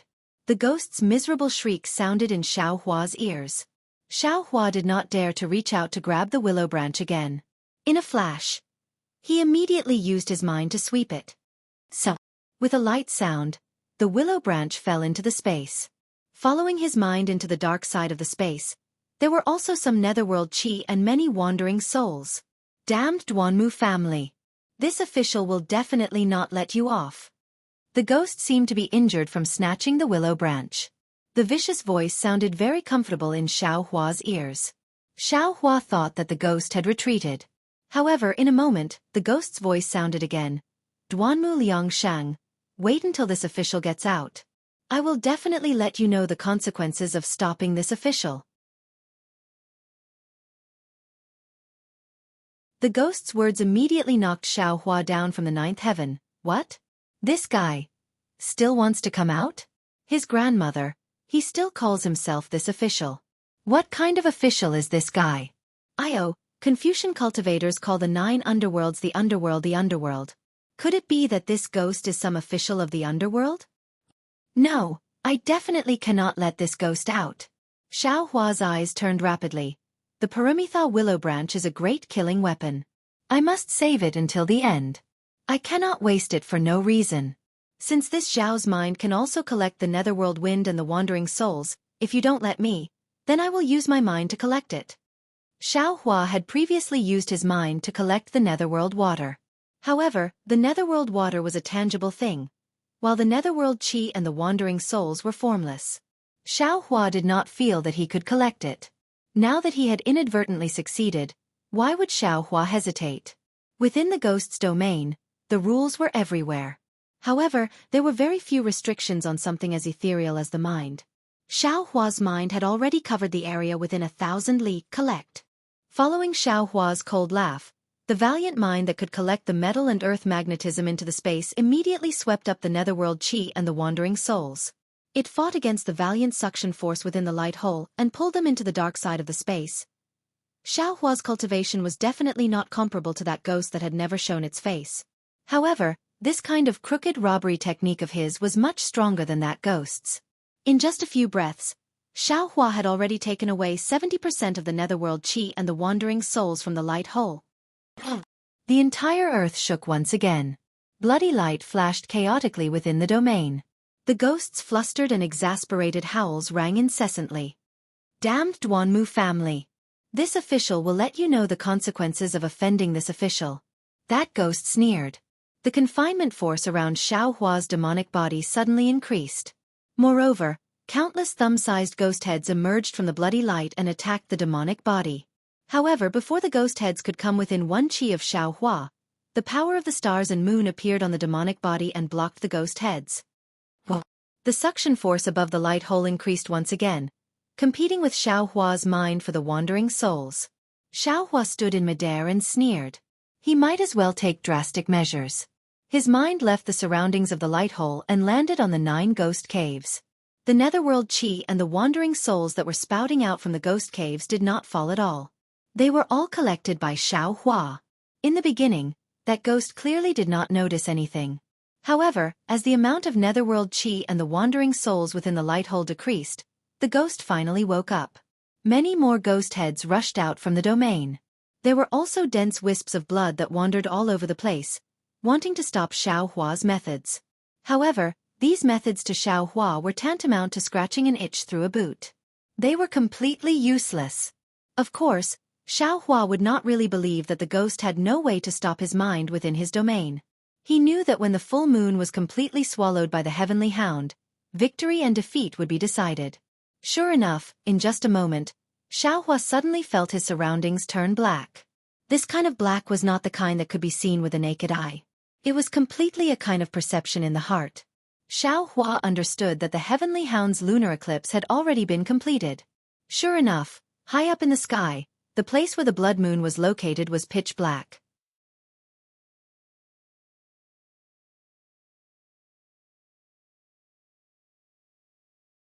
And in contrast, if the cultivators of my hidden immortal continent enter the underworld, their biggest enemy is not the ghost, but the ubiquitous death chi. However, at this time and place, who has such great divine ability to break this ghost's domain?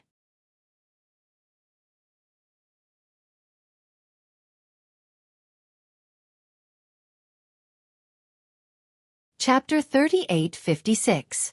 Xueqi. A sneer like that of a night owl was heard. A wisp of smoke-like shadow flew out from the light hole along with the black chi. Amidst the sneer, it expanded like a balloon. In a short moment, it transformed into a body that was 100 zhong in size. Xiao Hua's heavens, I could clearly see that this ghost's body was covered in a mist-formed official's robe. This official's robe was very strange. In the pitch-black death chi, it presented a terrifying scarlet color. The official's robe was engraved with a gray river and a malevolent ghost beast. The beast's head was like an ordinary general's armor, protecting the front of the ghost's chest. In the middle of the official's robe, there was an almost colorless robe belt. On the ghost's head, there was a red official's hat. On both sides of the official's hat, there were 2 ghosts formed from death chi. They were looking at Xiao Hua with their sharp teeth. Under the official's hat, where the ghost's face should be, there was a surge of mist that completely covered the ghost's face. It was simply impossible to see the ghost's true appearance. Judge. Looking at the ghost's appearance, Xiao Hua was dumbfounded. Although he couldn't see the ghost's appearance, its outfit was very similar to the underworld's judges of the hidden immortal continent. The only thing missing was the book of life and death in its left hand and the soul-hooking brush in its right hand. The ghost's figure was revealed. It suddenly opened its mouth, and an abnormal malevolent ghost face suddenly appeared in the mist. At the same time this ghost face appeared, Xiao Hua felt a pain in his mind. The ghost face was deeply imprinted in his mind. Immediately, Xiao Hua's mysterious dark cloud rapidly surged. It was as if a huge force was born from the ghost's open mouth, wanting to swallow Xiao Hua's soul. Rumble. There was no need for Xiao Hua to command it. Inside the mysterious dark cloud, Xiao Hua's soul cultivator Xiao Hua responded. Streaks of 3 corpses in thunder seeped out from the mysterious dark cloud. It was like a torrential waterfall that defeated the suction force in the ghost's mouth. Along with the appearance of the 3 corpses in thunder, the ghost's face flashed with lightning. Under the lightning, the ghost's malevolent face was smashed to pieces. The ghost was slightly startled. It hissed and suddenly retreated. It seemed that it didn't expect Xiao Hua to be able to block its attack, and even counterattack. Puff puff puff. Just as the ghost made way for the hole of light, another 3 soft sounds were heard. 3 rays of light suddenly appeared in the pitch-black night sky, and from below the ghost, 3 human figures with red, yellow, and blue circling around each of them soared into the sky. Xiao Hua was. When he suddenly saw 3 human figures, he couldn't help but be alarmed. When Xiao Hua carefully looked at it, he couldn't help but be surprised and happy. The red figure was a wooden carving of an old man, which was exactly the same as the portrait of Xueqi that Xiaohua had seen in Zhujia Manor. At this moment, red flames were flashing inside the wooden statue. The flames overflowed the wooden statue, and lotus-like clouds wrapped around the wooden statue of Xueqi.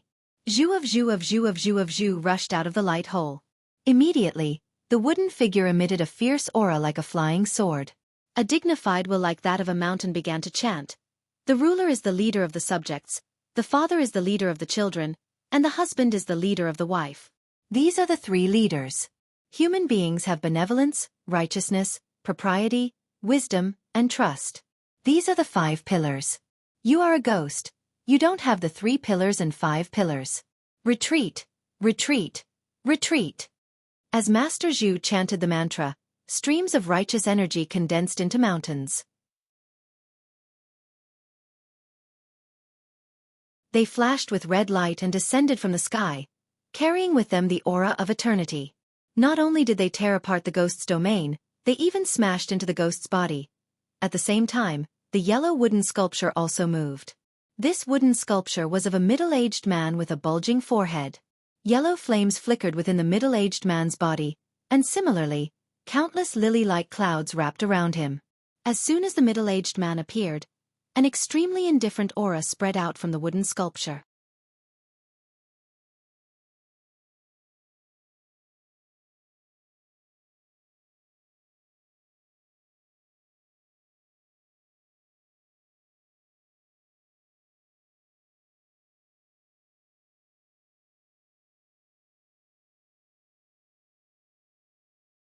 Chapter 38:57. Run. Xiaohua almost instantly made a decision in his heart. With a thought, Xiaohua's figure instantly turned into a gust of wind and fled into the distance. The green-robed Xiaohua who was hiding in the distance naturally followed Xiaohua's example.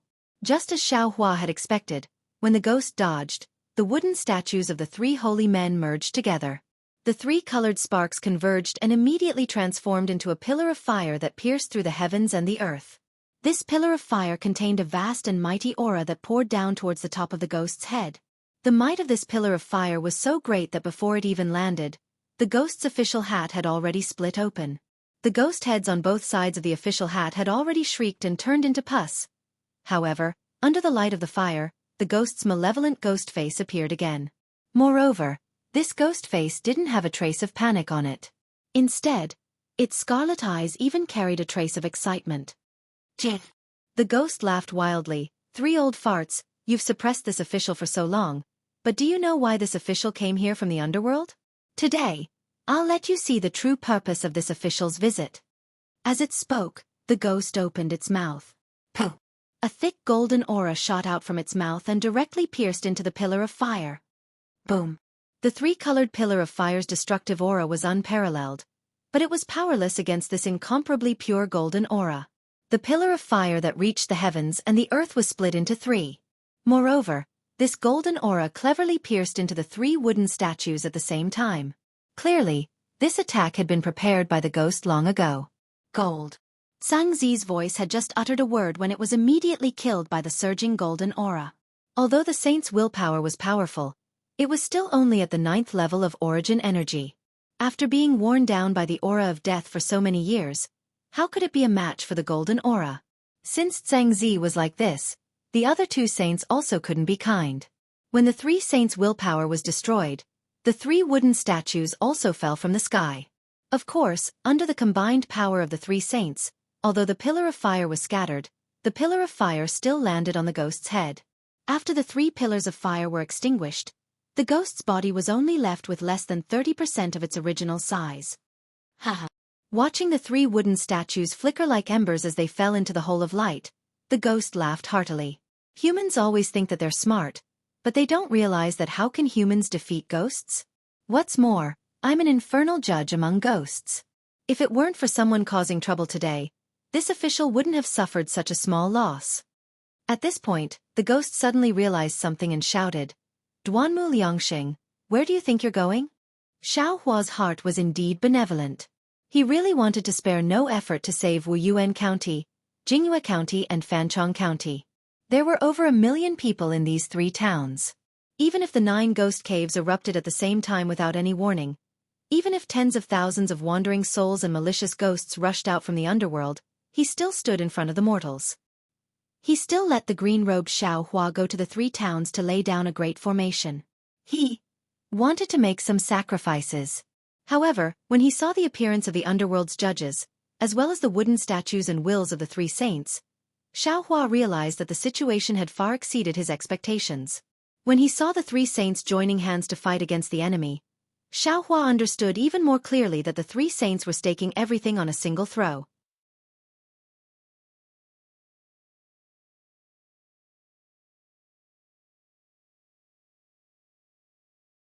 Now that he was flying in a vast sea of yang qi, it was even more uncomfortable than ordinary people holding their breath underwater. Although he could use his domain to block the yang qi outside his domain, he was just injured by the will of the 3 saints of literature. His strength was only 30% of his usual. Therefore, even when he was flying, he had to rely on the protection of the underworld's official robes. He didn't want to waste the death qi. Even so, the strands of black fog that were emitted in the sky was also the consumption of his body. If this continued, there was no need for Xueqi to fight back. Just the yang qi of the hidden immortal continent would be enough to kill him.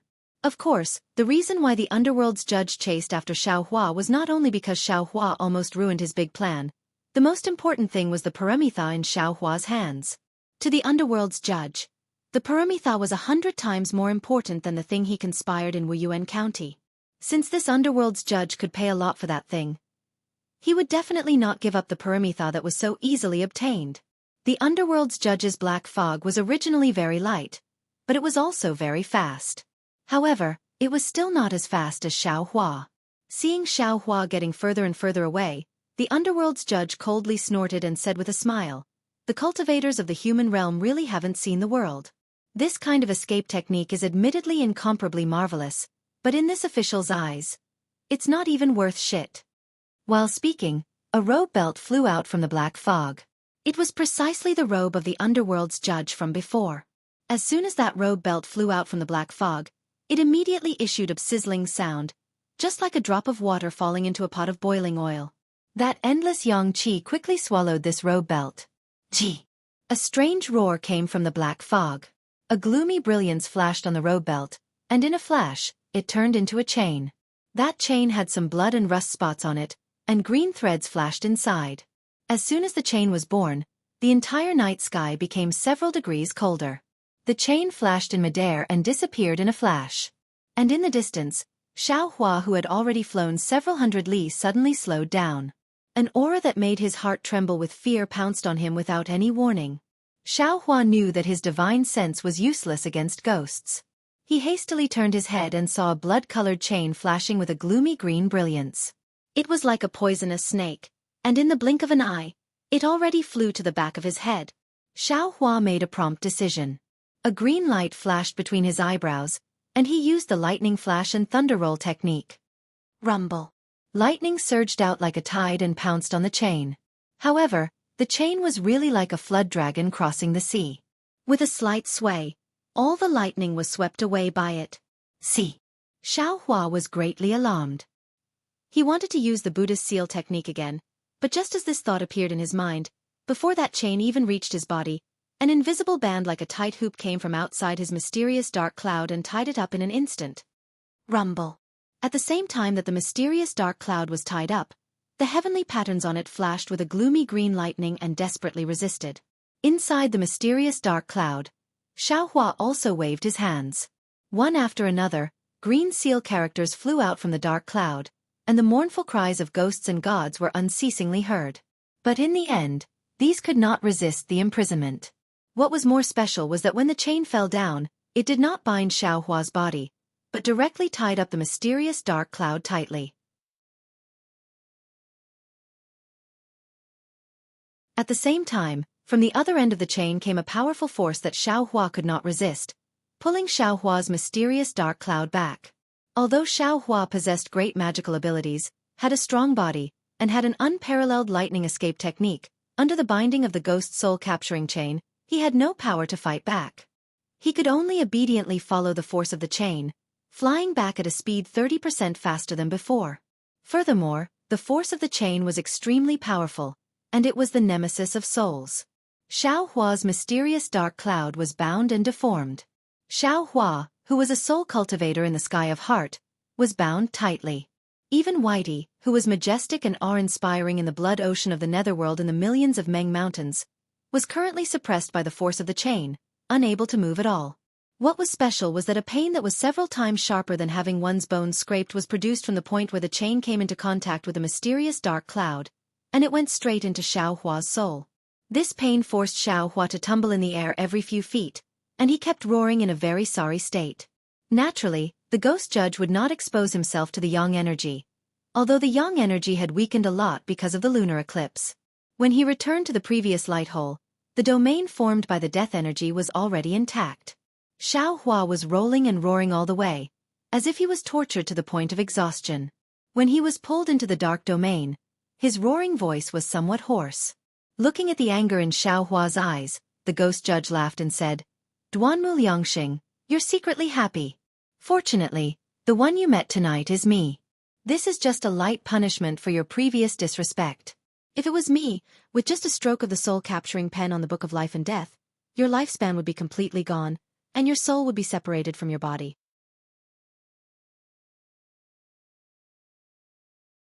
At that time, no matter how strong your cultivation base is, it would all turn into flowing water. You? What official of hell are you?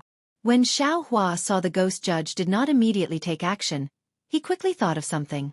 Enduring the pain, he stood up and asked in a deep voice, "Of course I'm the ghost judge. Don't tell me you can't recognize me?" The ghost judge's figure had already turned into a malicious ghost.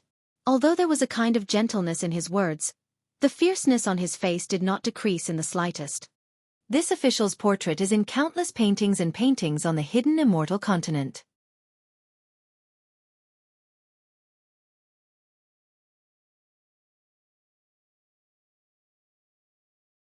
Chapter 3858.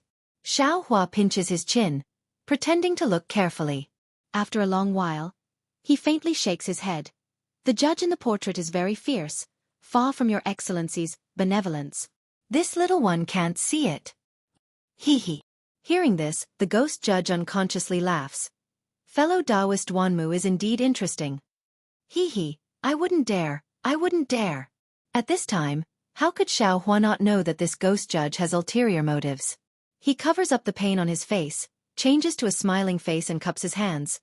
"This little one is just an ordinary person. How could I dare to make friends with an official of the underworld?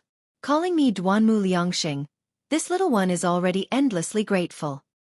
Good. The ghost judge laughs loudly.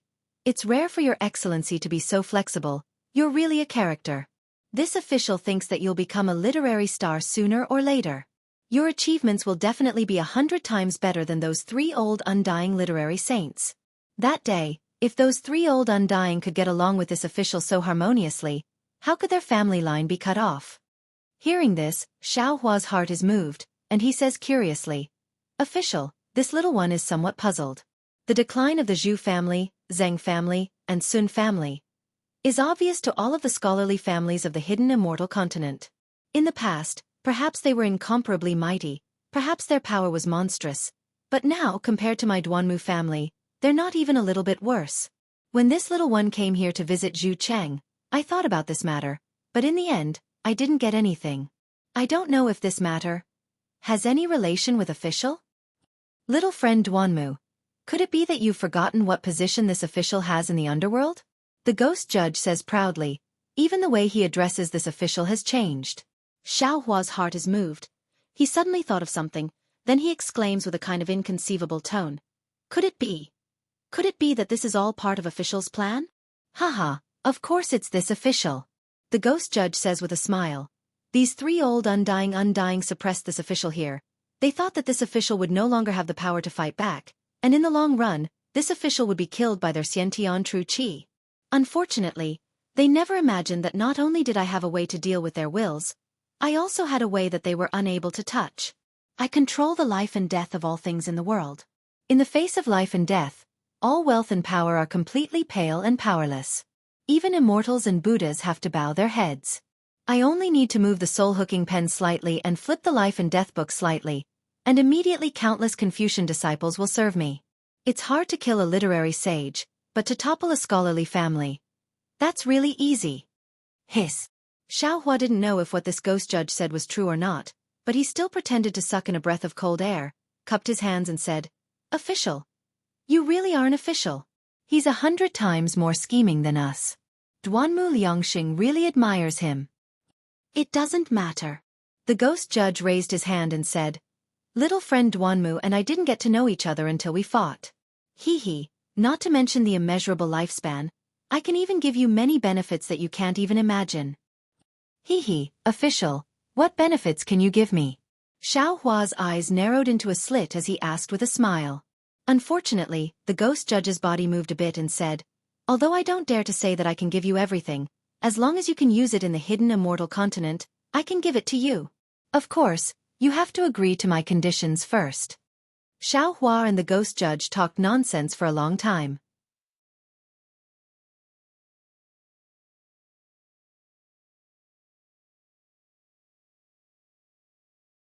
"Little friend Duanmu, do you think you have a choice?" The ghost judge laughed coldly. But Xiaohua was still hesitant. The Qiankuan bag in his hand expanded and contracted a few times, as if there really was a willow branch in the bag. The ghost judge was not in a hurry, only coldly looking at Xiaohua. When Xiaohua opened his mouth again, he said, "I feel that something is wrong. It's not that I don't believe in official, but this so-called paramitha is my last resort." There is no if or if. The ghost judge said coldly, "I bet that you don't know what this paramitha is. Otherwise, you definitely wouldn't casually use it here. I don't know how you can use this paramitha, but I can be sure that if this item is in your hands, sooner or later you will die because of it. In other words, if you don't give this item to me, you will soon fall into my soul-hooking pen." "Official, can you dispel my doubts?" Xiaohua's face revealed a shocked expression. Hee, this paramitha is no longer little friend's. Little friend doesn't need to inquire anymore." The ghost judge said with a smile, "If you can cultivate to the literary star realm, perhaps you can obtain some information about this item." A pained expression immediately appeared on Xiaohua's face. However, immediately after, Xiaohua screamed again. He hurriedly waved his hand and the Qiankuan bag flew towards the ghost judge. Spammy. Humph. The ghost judge stared at Xiaohua's hands and coldly snorted. He calmly waited for the Qiankuan bag to fly closer. That perfectly straight chain connected to the black fog slightly trembled. As if there was any abnormal movement, the chain could be activated at any time. What's special is that around Xiaohua's surroundings, strands of black fog faintly appeared, as if the entire domain's attention was focused on this place. Xiaohua's hands were placed in front of him, not daring to move. His eyes were also looking at the Qiankuan bag. When the Qiankuan bag neared the ghost judge, a large hand stretched out from the black fog and pulled the Qiankuan bag into the black fog. Only then did the tense atmosphere in the entire domain slightly relaxed. "Official." Xiaohua still didn't dare to move and opened his mouth. However, just as Xiaohua said those two words, without waiting for the ghost judge to reply, the sound of wind flashed in his right hand and paramitha suddenly appeared. At the same time paramitha appeared, Xiaohua's right hand suddenly waved. A 10-colored rainbow broke through all the restrictions of the domain and hit the ghost judge's black fog in the blink of an eye. A blood-curdling scream, followed by a zzz. A strong impact sound. Outside the black fog formed by the ghost judge, the underworld official's robe emitted a black lightning-like light. The entire official's robe turned into several strands of ashes and slowly fell down. In the ashes, the black fog flashed and disappeared. The rainbow bridge actually missed. "This is bad." Xiaohua was greatly alarmed. His heavenly vision hastily looked around. The paramitha in his hand wanted to chase and attack again. However, he raised his hand again and again. This time he was really exhausted. That willow branch didn't even move a bit. Damn it. The black shadow swayed again and again and angrily cursed. It was unknown where it came from, but it was still coiled in the air. However, at this time, the black fog was once again reduced by 30%. The rainbow bridge from before was admittedly missed because of the ghost judge's teleportation. However, just by the rainbow bridge passing through the domain, 30% of the black fog was already wiped out. If Xueqi could use the rainbow bridge to hit the black fog, he would probably be able to kill the ghost judge. Damn it. Xueqi muttered at the same time as the ghost magistrate. He was a little regretful.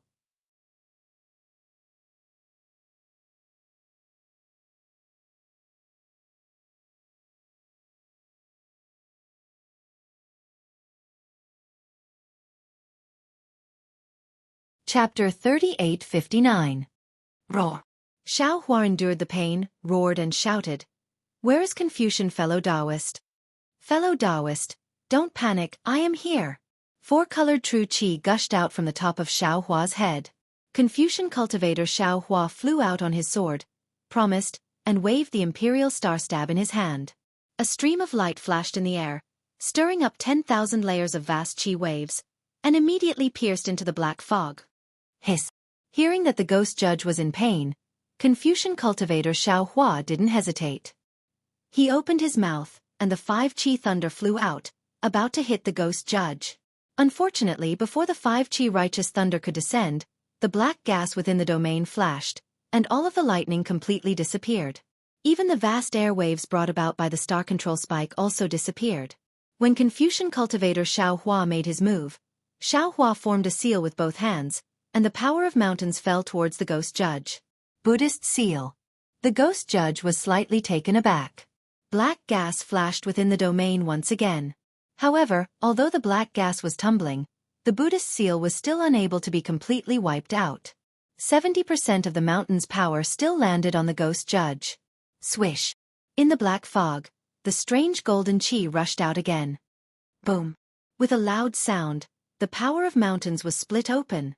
Of course, some of the Buddhist light in the power of mountains still fell on the ghost judge's body, and as if it was scalded by boiling water, the ghost judge's black fog tumbled violently, as if it was heavily injured. What a pity! Seeing this, Xueqi sighed in his heart. If Buddha Subhuti was here, it would be a lot easier. It seems that at the last moment, I still have to wake Buddha Subhuti up.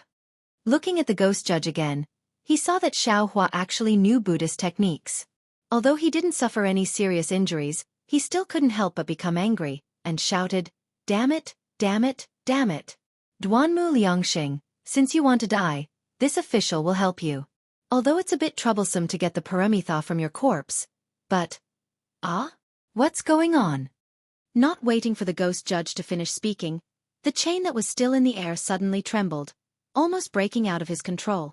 Without hesitation, the ghost judge controlled the black fog to fall on the chains.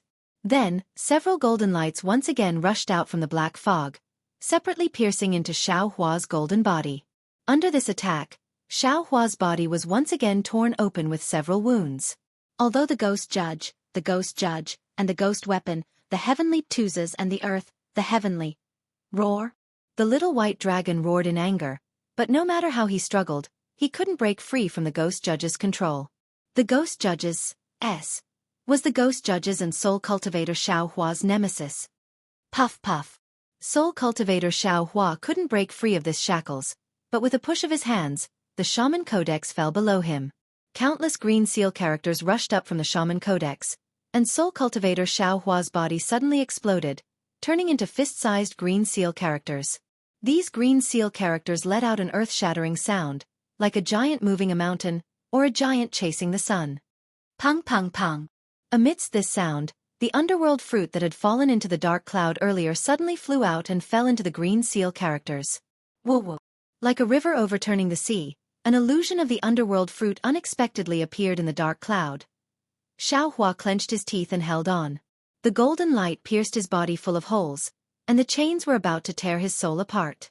But at this moment, the soul cultivator Xueqi's movement gave him a stroke of luck.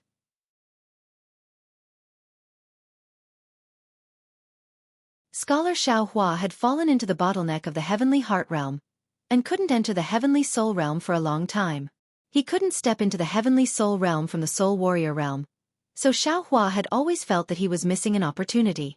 But when he saw the illusion of the underworld fruit, and then thought of the underworld fruit's help to soul cultivator, and the ghost judge's method of attacking souls, How could Xueqi not understand that if he wanted to enter the heavenly soul realm with his soul cultivation method, he would have to rely on the netherworld chi or the blood sea water?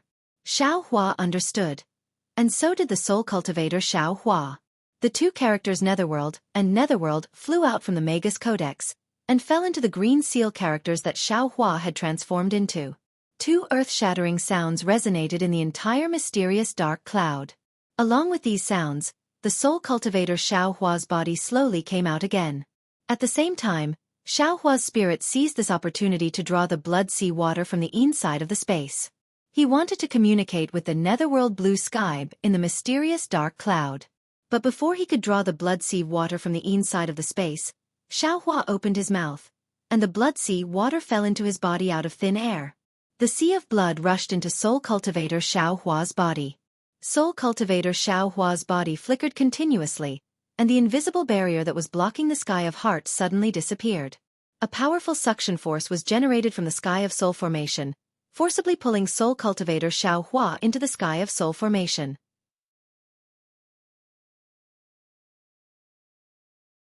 When Xueqi entered the heavenly soul realm, the two characters Netherworld and Netherworld immediately flashed with green light, and an indescribable wave was generated from the inside of the space, and fell into Xueqi's hand.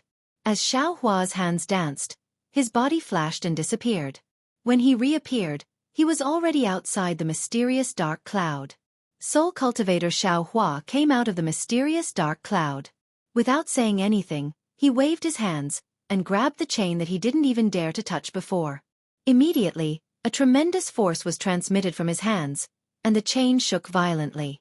Not only did the sawteeth disappear, the chain also gradually turned into a belt, and fell towards Xueqi's hand. The ghost judge sensed the tremendous force transmitted from the soul-capturing chain, and couldn't help but be shocked. This is the Netherworld's origin power? How can you have the Netherworld's origin power? Not only this. Today, this young master will show you the power of my Duanmu family. Xueqi's soul was almost scattered, but he still remembered to frame Duanmu Liangxing. When his malevolent face appeared, he shouted loudly, "Suppress!" Whoa. But inside the dark domain, a vast and unparalleled qi rushed out from Xueqi's mouth, and 6 cauldron-like objects flew out with the power to suppress everything. 9 cauldrons? The ghost judge was completely dumbfounded. He almost didn't think, and even abandoned the soul-capturing chain. The black fog flashed, and he teleported into the light hole. Kaka, at this time, you still want to escape from my Duanmu family? The green-robed Xueqi's voice came from who knows where, and a layer of 2-colored spirit fire spread out in a net in front of the light hole. The ghost judge was shocked by the green-robed Xueqi. He didn't think that there would be an invisible thing in his domain that he didn't know about. However, there was no time for him to think too much at this moment. Xueqi used all of his methods. Just the spiritual fire touched his black fog, and the black fog quickly melted away, scaring the ghost magistrate into spitting out several streams of golden qi in succession to extinguish the spiritual fire.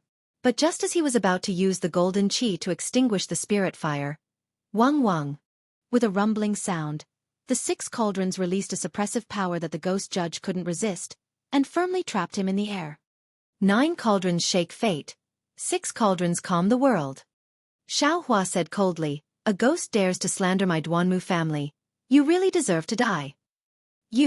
When did your Duanmu family have 6 cauldrons? The ghost judge could no longer form a ghost, and could only turn into black fog and float in the air. Xueqi narrowed his eyes as he watched the 6 cauldrons release an overwhelming aura to suppress the ghost, and his heart finally relaxed.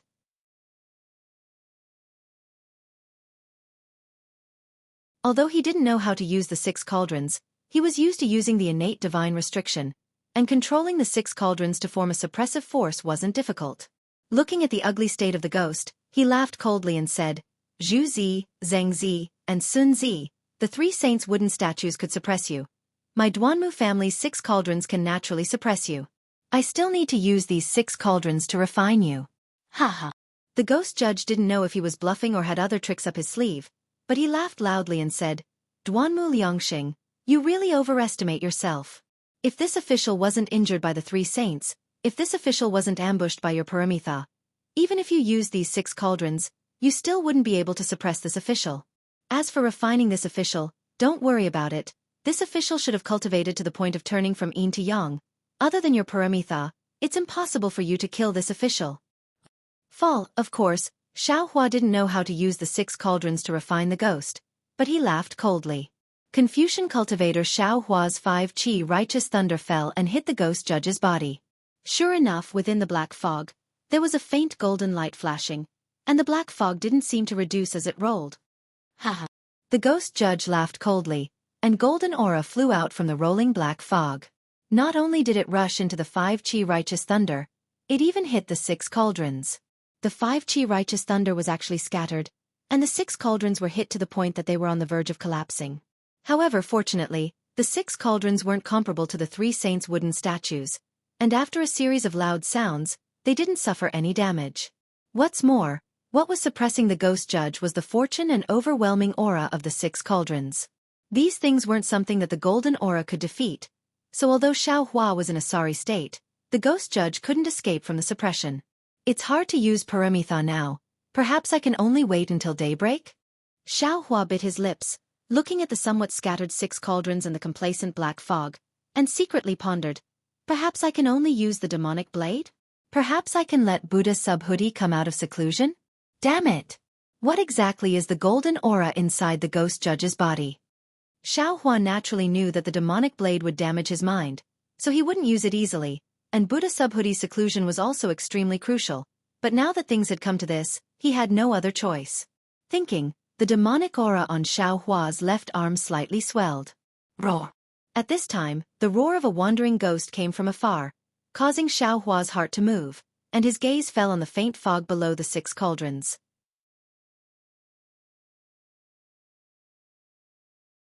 Collect. Xueqi's eyes slightly narrowed, and his mind felt as if a pair of large hands were falling on the ghost judge. The novel The Story of the Cultivation God will have even more fresh content on the official WeChat platform, and at the same time, there will be a 100% lottery gift for everyone. Open WeChat now, click on the plus sign at the top right to add friend, search for the public account, Dread, and follow it. Hurry up!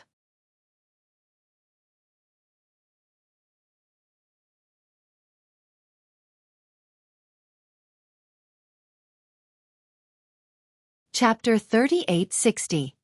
Ha ha ha ha. Duanmu Liangxing. This official really admires you. You are really indulging in fantasy. The ghost judge mocks. Although this official is a ghost, this official is not something that a Confucian cultivator like you can capture. Io, not good, this. The ghost judge is naturally not like those ownerless wandering souls. As long as he struggles, Xueqi's mind will not easily capture him into the inside of the space. Not to mention that this ghost judge's strength far surpasses Xueqi's. However, contrary to the judge of ghost and Xueqi's expectations, wherever Xueqi's mind passed, the judge of ghost's fog, which had not moved in the slightest, as steady as a boulder, began to slowly move towards Xueqi. Although the fog was struggling with all its might, it was as if there was a string pulling it, and it began to move faster and faster. Wrong. Xueqi suddenly feels that the fog's movement is not being pulled by his mind. Instead, he feels that the fog is taking the initiative to rush into his space. In an instant, Xueqi's heart is startled. This is not the ghost judge's scheme? Thinking of this, how can Xueqi still dare to capture this fog? He hastily retreats, preparing to dodge. But in the blink of an eye, the ghost judge suddenly accelerates, not allowing Xueqi to withdraw his mind, and like lightning, rushes into Xueqi's space. Xueqi is greatly alarmed. His body is already riddled with scars, and now his heart is as cold as ice. The ghost judge also lets out a heart-wrenching scream, looking even more desperate than Xueqi. The instant the black fog rushed into Xueqi's body, Xueqi's heart truly died like ashes. After scheming for so long, he still fell into the scheme of the ghost judge. However, he still wanted to fight to the death. He desperately pulled the black fog and flew towards his own space. He understood very well that as long as he fell into his space, any ghost or judge would be at his mercy. However, Xueqi didn't think that the ghost judge would give him this opportunity. However, the strange thing was that the black fog didn't resist at all. Under the tremendous force of his mind, the black fog immediately crashed into the inside of Xueqi's space. What made Jade Archive Xiaohua even more shocked was that the moment the black fog fell into the inside of the space, a formless golden dot fell out of the black fog. The black fog was like a piece of clothing. After stripping it off, Xiaohua could see its curvaceous body. An extremely familiar feeling came from that golden point. Gold. Gold origin. Xiaohua suddenly realized. Without any hesitation, he immediately used the Big Dipper God Fist in midair. The metal origin changed direction and rushed into Xiaohua's bones. After the bones were tempered, there were naturally meridians, spiritual fire, and so on. Xiaohua was in pain, but he was also enjoying the joy of advancing. The metal origin the thing that Xiaohua yearned for even in his dreams. Now, it actually appeared in the clone of an underworld judge. It really made Xiaohua surprised, very surprised. However, when the metal origin rushed into the space, waves of origin fluctuations spread throughout the entire space. Waves of mountain roars and tsunami waves were produced in the space. Layers of starry sky rippled in Xiaohua's heart. Xiaohua already understood the ins and outs of the matter. This metal origin was the origin of the world. Even the ghosts of the underworld should be able to use it.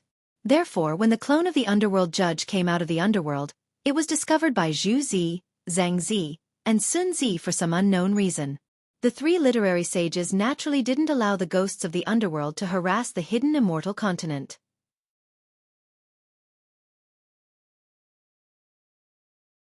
Therefore, a battle broke out.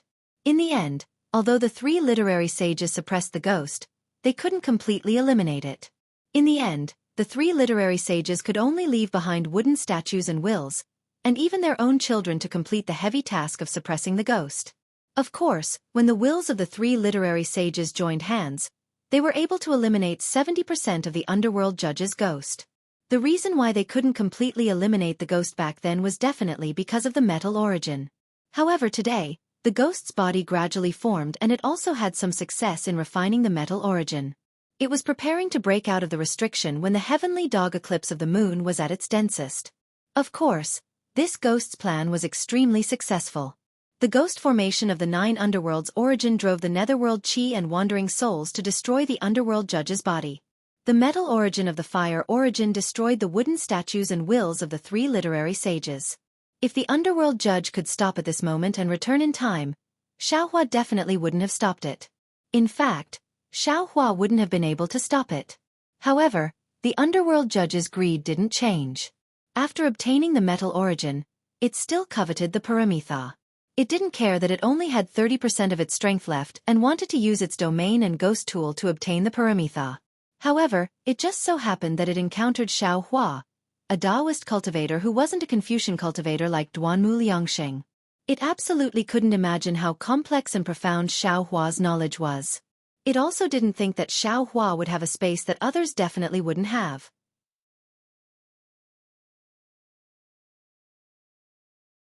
Of course, what the underworld judge didn't expect the most was that Xiaohua's space already had the fire origin and earth origin. Under the influence of the 2 origin powers, the metal origin in its body was no longer under its control. It took the initiative to enter Xiaohua's space. By the time it realized that something was wrong, it was already unable to escape its fate. At this time, it was already unable to separate the metal origin from its body. It was said that success was due to Xiaohe and defeat was due to Xiaohe. It was nothing more than this. It was destroyed by the metal origin that it obtained and involuntarily fell into the inside of Xiaohua's space.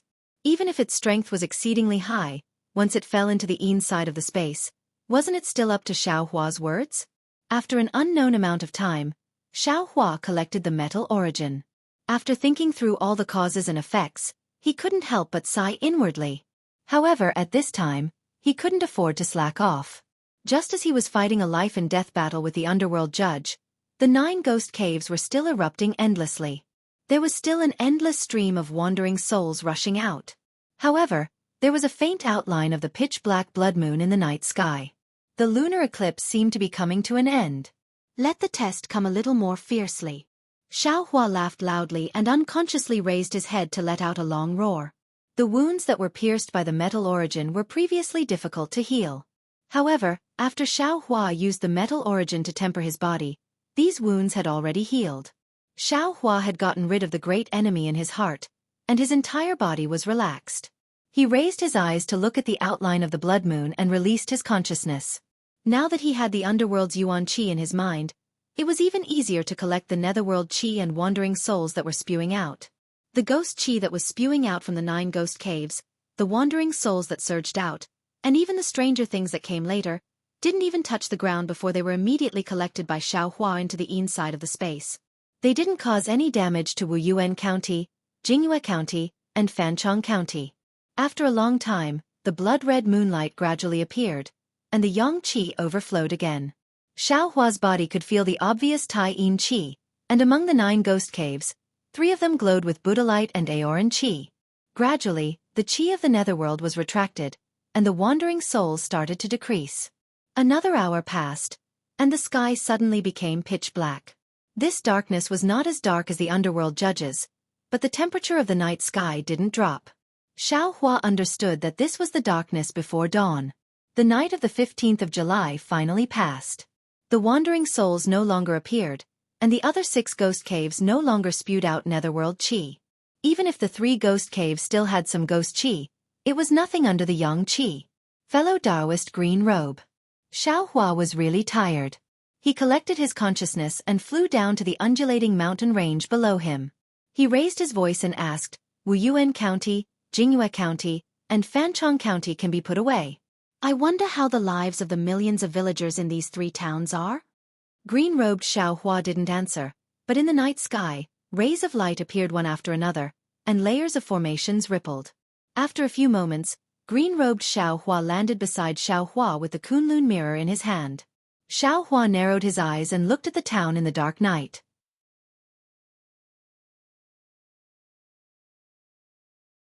At this time, the town was so quiet, and there wasn't a trace of sound. The candles that could be seen at night, at this time, it was an extravagant hope. Fellow Taoist. Green-robed Xueqi said in a low voice, if I guess correctly, more than 300,000 villagers died. Those souls were sucked into your space along with the netherworld energy. Hiss, more than 300,000? Xueqi sucked in a breath of cold air and said involuntarily, how could there be so many? There aren't many left. Green-robed Xueqi sighed. Wuyuan County, Jingyue County, and Fanchong County, these 3 towns have about 1 million people. These people are just like what Zhu Qing said, they are already on the verge of death.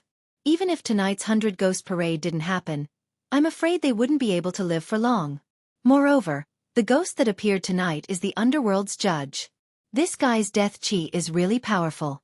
Once a mortal comes into contact with this death qi, their soul will immediately leave their body. This is also because fellow Taoist asked I to set up a large array in these towns in advance. If it wasn't for this array, not to mention 300,000 people, even 1 million people wouldn't be able to escape tonight's massacre.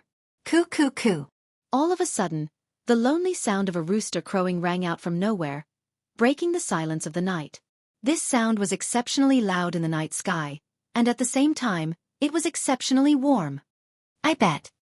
Green-robed Xueqi said with a smile. This rooster won't live past today. If someone eats him, then it's good. Xueqi said meaningfully, just like you and me, even if we have to sacrifice some, it will be worth it if we can save some people. Fine, fine. The one who will be sacrificed is not you. Green-robed Xueqi waved his hand that Xueqi couldn't see and said, quickly let I go back, there are a lot of disciples waiting at home. Hee hee. I'll have to trouble fellow Taoist. Xueqi smiled and stored the formless nascent soul into his lower dantian. These several 100,000 merit points have already landed on fellow Taoist's head.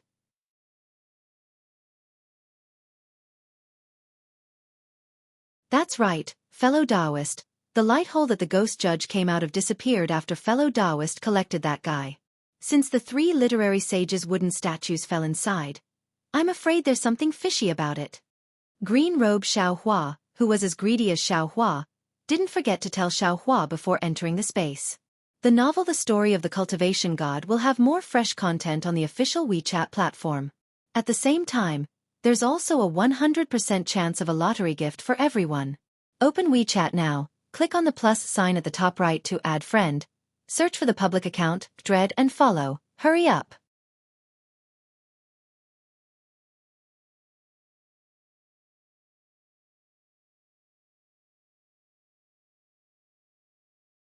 Chapter 3861. How could Xueqi not know what the green-robed Xueqi was thinking? So he laughed and said, "Rest assured, green-robed fellow Taoist, even if you didn't say it, the scholarly fellow Taoist would be worried. That wooden statue had the will of the literary sage, so it should contain the secrets of the scholarly cultivators." Moreover, Sage Xueqi's message clearly stated that the wooden statue of the ancestral shrine is of the Xiantian realm, and the clan records are of the later generations. The ancestral shrines of the Zhu, Zhang, and Sun families have long disappeared. If I'm not mistaken, they should be in this light cave. Alas, suppressing the underworld's magistrate in the ancestral shrine, this is really unimaginable.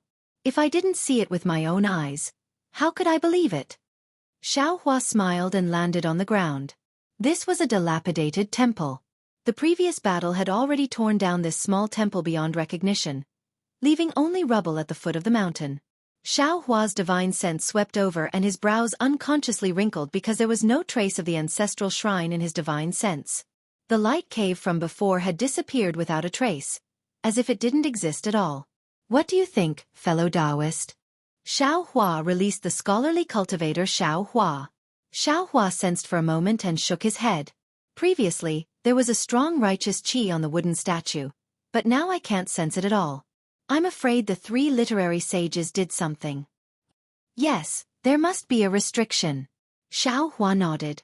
Otherwise, it would be impossible to suppress the ghost, and it would be impossible to hide from those who persecuted the Zhu, Zhang, and Sun families. Since there is a restriction, it should be related to the Buddhist sect. Xueqi smiled and said, "I'll entrust my happiness to you, fellow Taoist." After saying that, Xueqi returned to his middle dantian. Xueqi used the heaven's eye again and used the escape technique to escape underground. Knowing that the ancestral shrines of the three families were definitely here, Xueqi carefully searched the area. Even though he had the heaven's eye ability, it still took him the time to eat a meal before he found a strange little in the depths of the ground, as if he was looking for a needle in a haystack.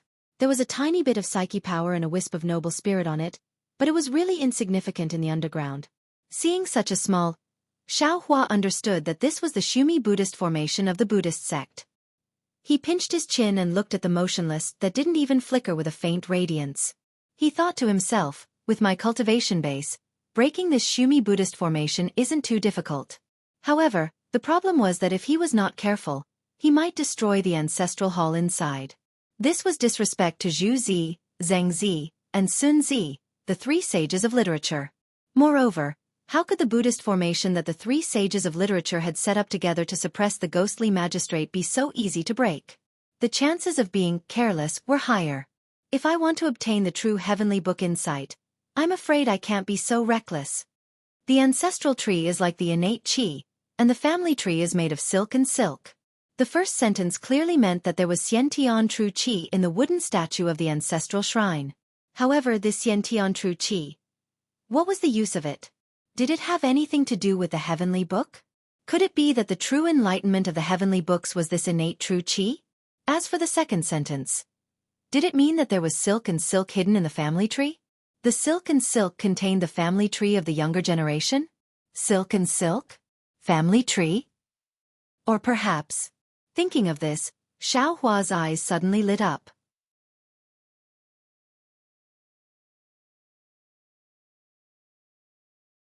Almost in disbelief, he took out the book that he had obtained from the old woman of the Zhu family in Jingbo City from the space. This book was originally made of silk and it corresponded to the so-called family tree silk and silk. However, there was no family tree written in it. When the book made of silk and silk was taken out of the space, it immediately flashed with a faint Buddhist light. Similarly, the smald also flashed with the same rhythm of Buddhist light. They attracted each other and the silk and silk flew towards the small dot. Great! Xueqi clapped his hands and praised from the bottom of his heart. Immortal grass with others, leaving fragrance in my hand. At that time, my cultivation base was low and I didn't think about the heavenly book insight. However, because of a moment of kindness, I broke the curse of the old woman of the Zhu family and obtained this silk and silk. I really didn't expect that I would be able to use it today. And after so many years, the family of the old woman of the Zhu family in Jingbo City should have already turned into yellow soil. Just when Xueqi's heart was filled with joy, The book gradually unfolded and turned into a cloud-like silk and covered the small. However, after covering it, no matter if it was the silk or the dot, there was no movement at all. No, it seems that something else is missing. Xueqi looked at everything in front of him and secretly calculated in his heart. Yes, this is silk and silk. There should be a family tree, and even, there should be descendants. Xueqi smiled and said, "It seems that the task of opening the ancestral shrine will fall on the heads of Zhu Cheng and the other Confucian family descendants."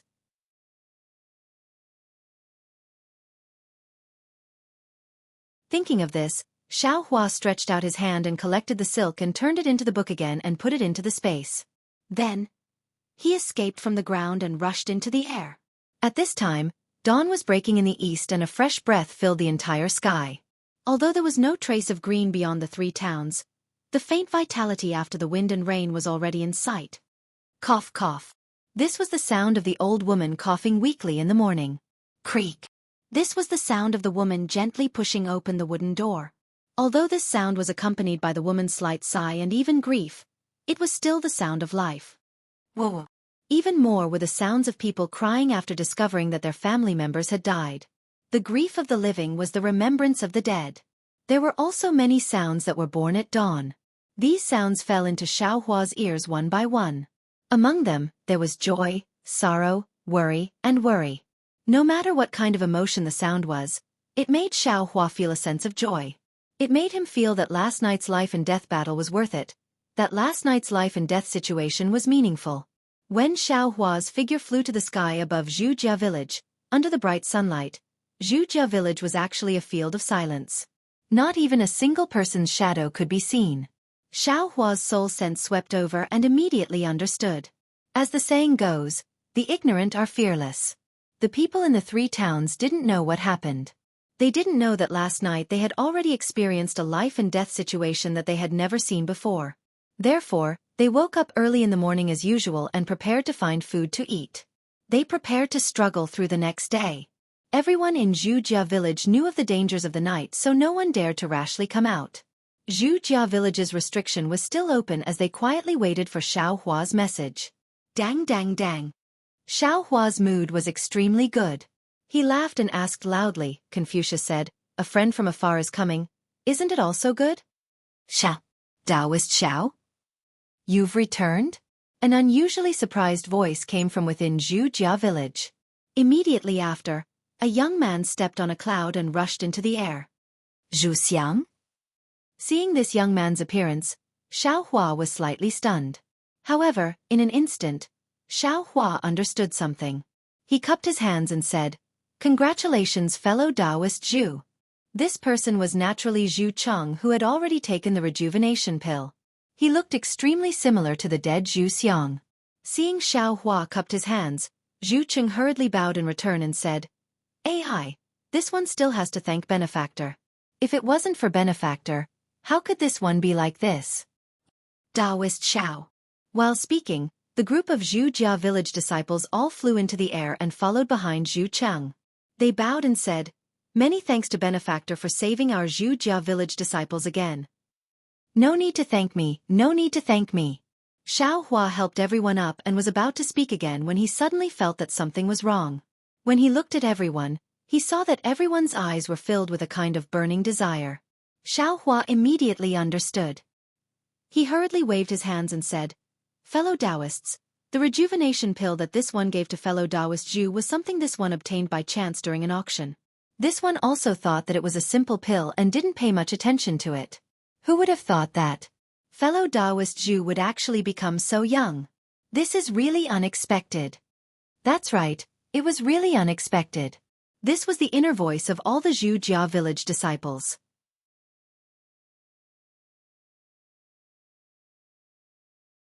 In just one night, all the Xueqi village disciples saw with their own eyes the head of the Xueqi village, who was on the verge of death, turn from old to young bit by bit. If they didn't see it with their own eyes, they would definitely think that Zhu Cheng was Zhu Xiang reborn. Xueqi's words were obviously perfunctory. At least he didn't show that kind of unexpected surprise.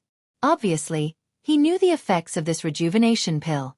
However, since Xueqi didn't say anything, everyone couldn't say anything either. They could only stand up with some regret. Benefactor, Zhu Cheng said in a low voice, how is it? Everything is already in the past. Xiao Hua said with a smile, moreover, your Zhu family, Xing family, and Sun family don't need to guard the ghost cave anymore. Really? Zhu Cheng was overjoyed. Xiao Hua thought for a moment and replied cautiously, this one thinks so, but this one can't guarantee it.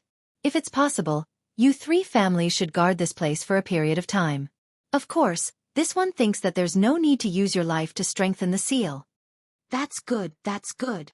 Zhu Qing immediately thought of Zhu Xiang and couldn't help but shed tears. After a moment, Zhu Cheng came to his senses and hurriedly said with a smile, Benefactor, please come with me. This one doesn't know how to thank you. Xiao Hua waved his hand and said, the great calamity has just passed. Within the 3 towns, more than 300,000 people died. If the remaining people don't have food to fill their stomachs, they might not be able to survive tonight. Although Fengxiang country has food for disaster relief, it might not be able to come in the next few days. Fellow immortal Zhu, disaster relief is the most important thing today. Yes, this one understands. Zhu Cheng hurriedly said, this one has already arranged everything last night. My Zhu family has a very good relationship with the government of the 3 towns. This one will send Zhu family disciples to Jingyue County and Fanchong County. This one will personally go to Wuyuan County.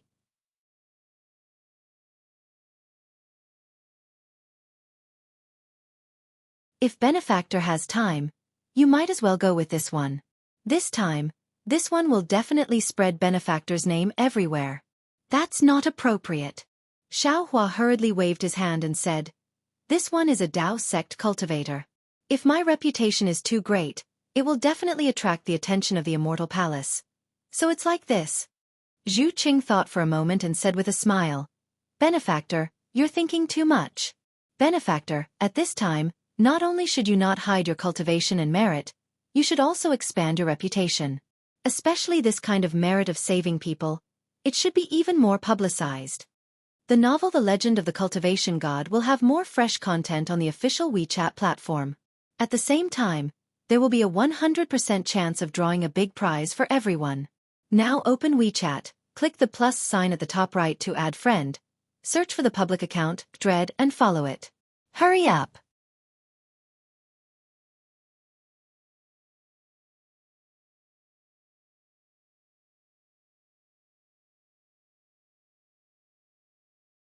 Chapter 3862.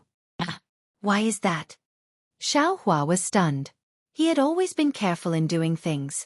Even if he did something good, he didn't dare to leave his name because he didn't want to attract the attention of the Immortal Palace.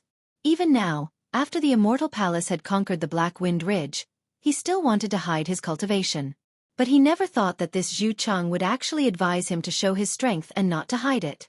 However, Zhu Cheng is the descendant of Zhu Zi and the head of a scholarly family. His vision must be higher than others. Since he said so, there must be some truth to it. Xiao Hua really wanted to hear it. He. Zhu Cheng said with a smile, Benefactor, please wait a moment.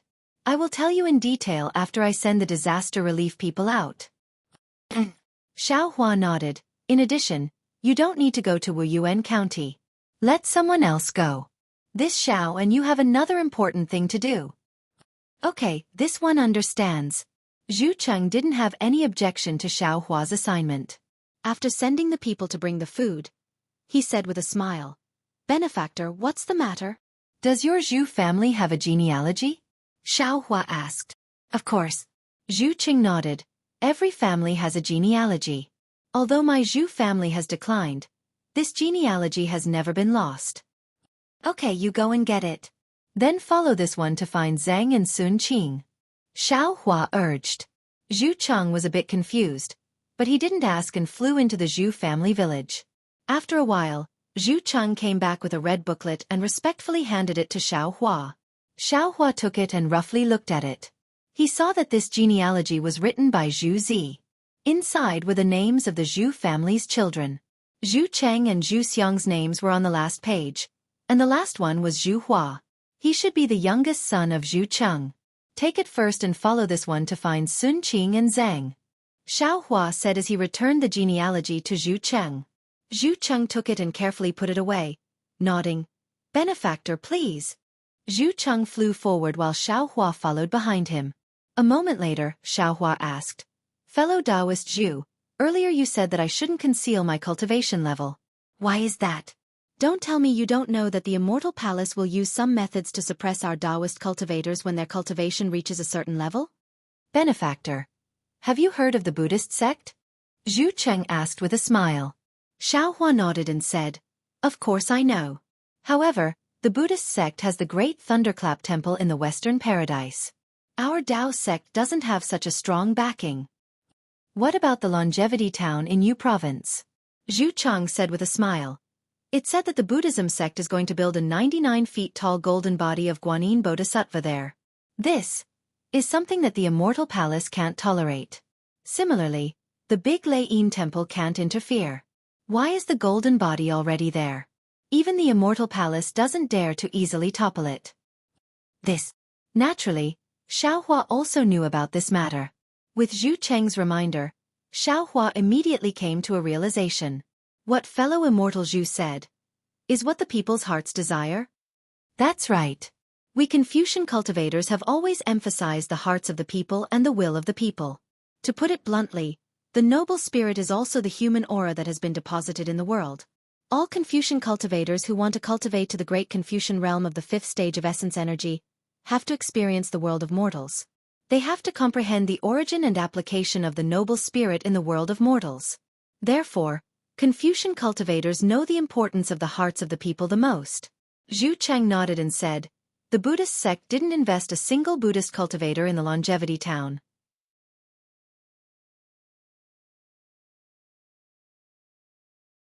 They only relied on the piety of countless good men and women to build a 99 feet tall golden body of Guanyin Bodhisattva. Isn't it because the Immortal Palace has misgivings about the hearts of the good men and women in the hidden immortal continent? Benefactor is admittedly a Tao sect cultivator, but if you have accumulated a lot of merits and millions, tens of millions of ordinary people are deeply grateful to you, do you think the Immortal Palace will risk universal condemnation and kill Benefactor? In particular, you're just a lone cultivator. Even if your cultivation is extremely high, you're still different from the Buddhist sect. The Immortal Palace won't be afraid of you overturning the heavens. So that's how it is, I understand now. Xiao Hua was truly convinced. The vision of the family head of a Confucian cultivator family was truly extraordinary. The depth of his consideration of a problem was also not something that ordinary people could reach. Also, Zhu Cheng continued, as long as a person lives in this world, no matter how many good things you do, it's impossible to satisfy everyone. There will definitely be people who say good things about you, and some people who say bad things about you. Since that's the case, why should you care about what others say about you? Just do what you have to do. Benefactor, don't you know the cultivation methods of Confucian cultivators? I'm sure you've also read the ancient books of Confucian cultivators. Benefactor, you should also know about the so-called art of alliance and collaboration. Zhu Cheng continued to explain. It's the same principle as what I just said.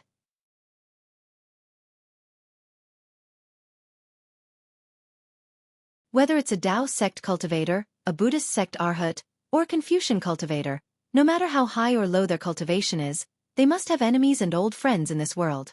Cultivators who don't have enemies can't exist in this world. Similarly, cultivators who don't have close friends can't exist in this world.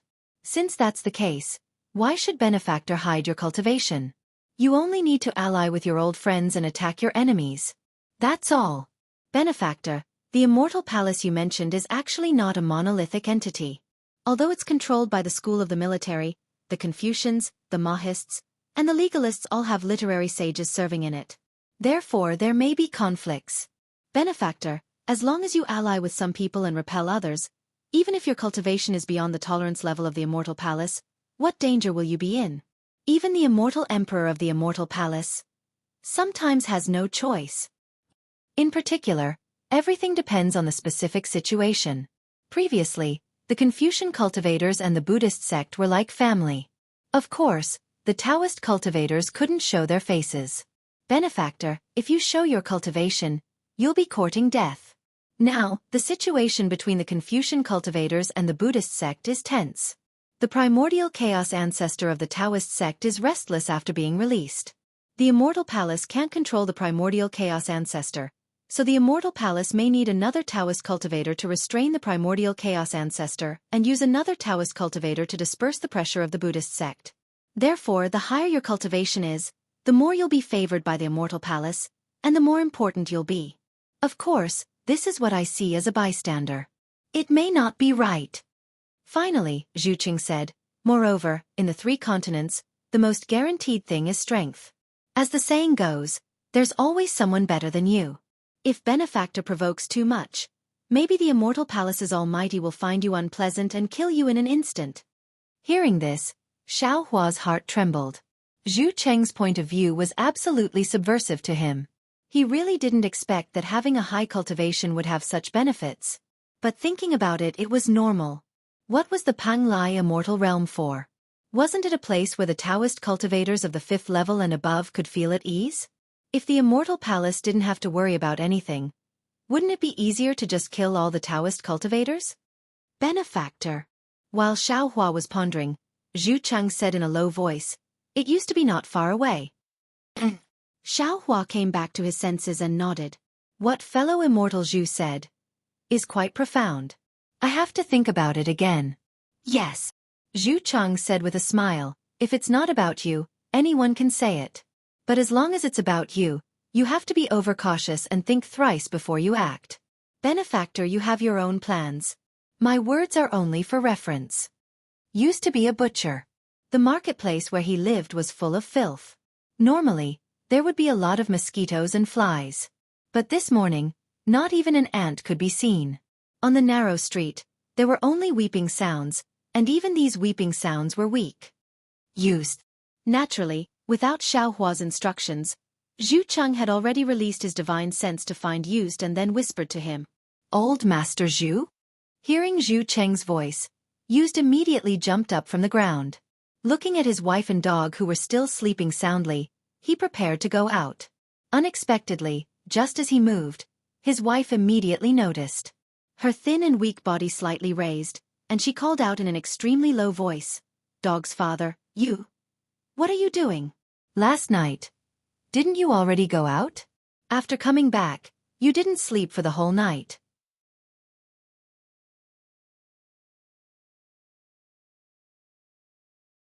Why don't you sleep a little longer? Used was slightly stunned because when Used went out last night, his wife didn't make a sound. Even when he kissed her and dog, she didn't move at all. Used always thought that his wife was sleeping soundly the whole night. But he didn't expect that she knew his every move. Dog's mother. Used's nose twitched. It was said that husband and wife were birds in the same forest. When disaster struck, they would fly away separately. But now, facing life and death, his wife still knew his heart and didn't make him worry about her. He whispered, "Since you're awake, you should also get up. This is Old Master Zhu of Zhu Clan Manor. Last night's matter is already in the past. I won't leave you again." Really? When Used's wife heard this, she was happy in her heart. However, she still slowly got up. Then, she came to her senses and hurriedly touched her thin cheeks with her withered hands. She hurriedly said, "Old Master Zhu is here. This concubine's appearance. Father." Maybe it was the 2 people's voices that woke Dog up, or maybe it was the empty stomach that woke Dog up from hunger. Dog opened his confused eyes and shouted, "I'm hungry." Rumble. Hearing the word hungry, not to mention Dog's stomach, even Used's stomachs growled. Hee, it's all this old man's fault." Outside the wooden door, Xiao Hua's voice came. "This old man was thinking of giving you pills, but forgot to give you food. But then again, looking at Used's eyes, this old man doesn't think you're lacking food." Taoist Master Xiao. When Used heard this, his face changed greatly from fright. He didn't care to say anything to his wife and hurriedly ran out of the house, shouting, "This little one kowtows in salute to Taoist Master. This little one has seen." When Used saw Zhu Cheng's face, he was stunned again. He was somewhat confused. This was clearly Zhu Cheng, young Master Zhu.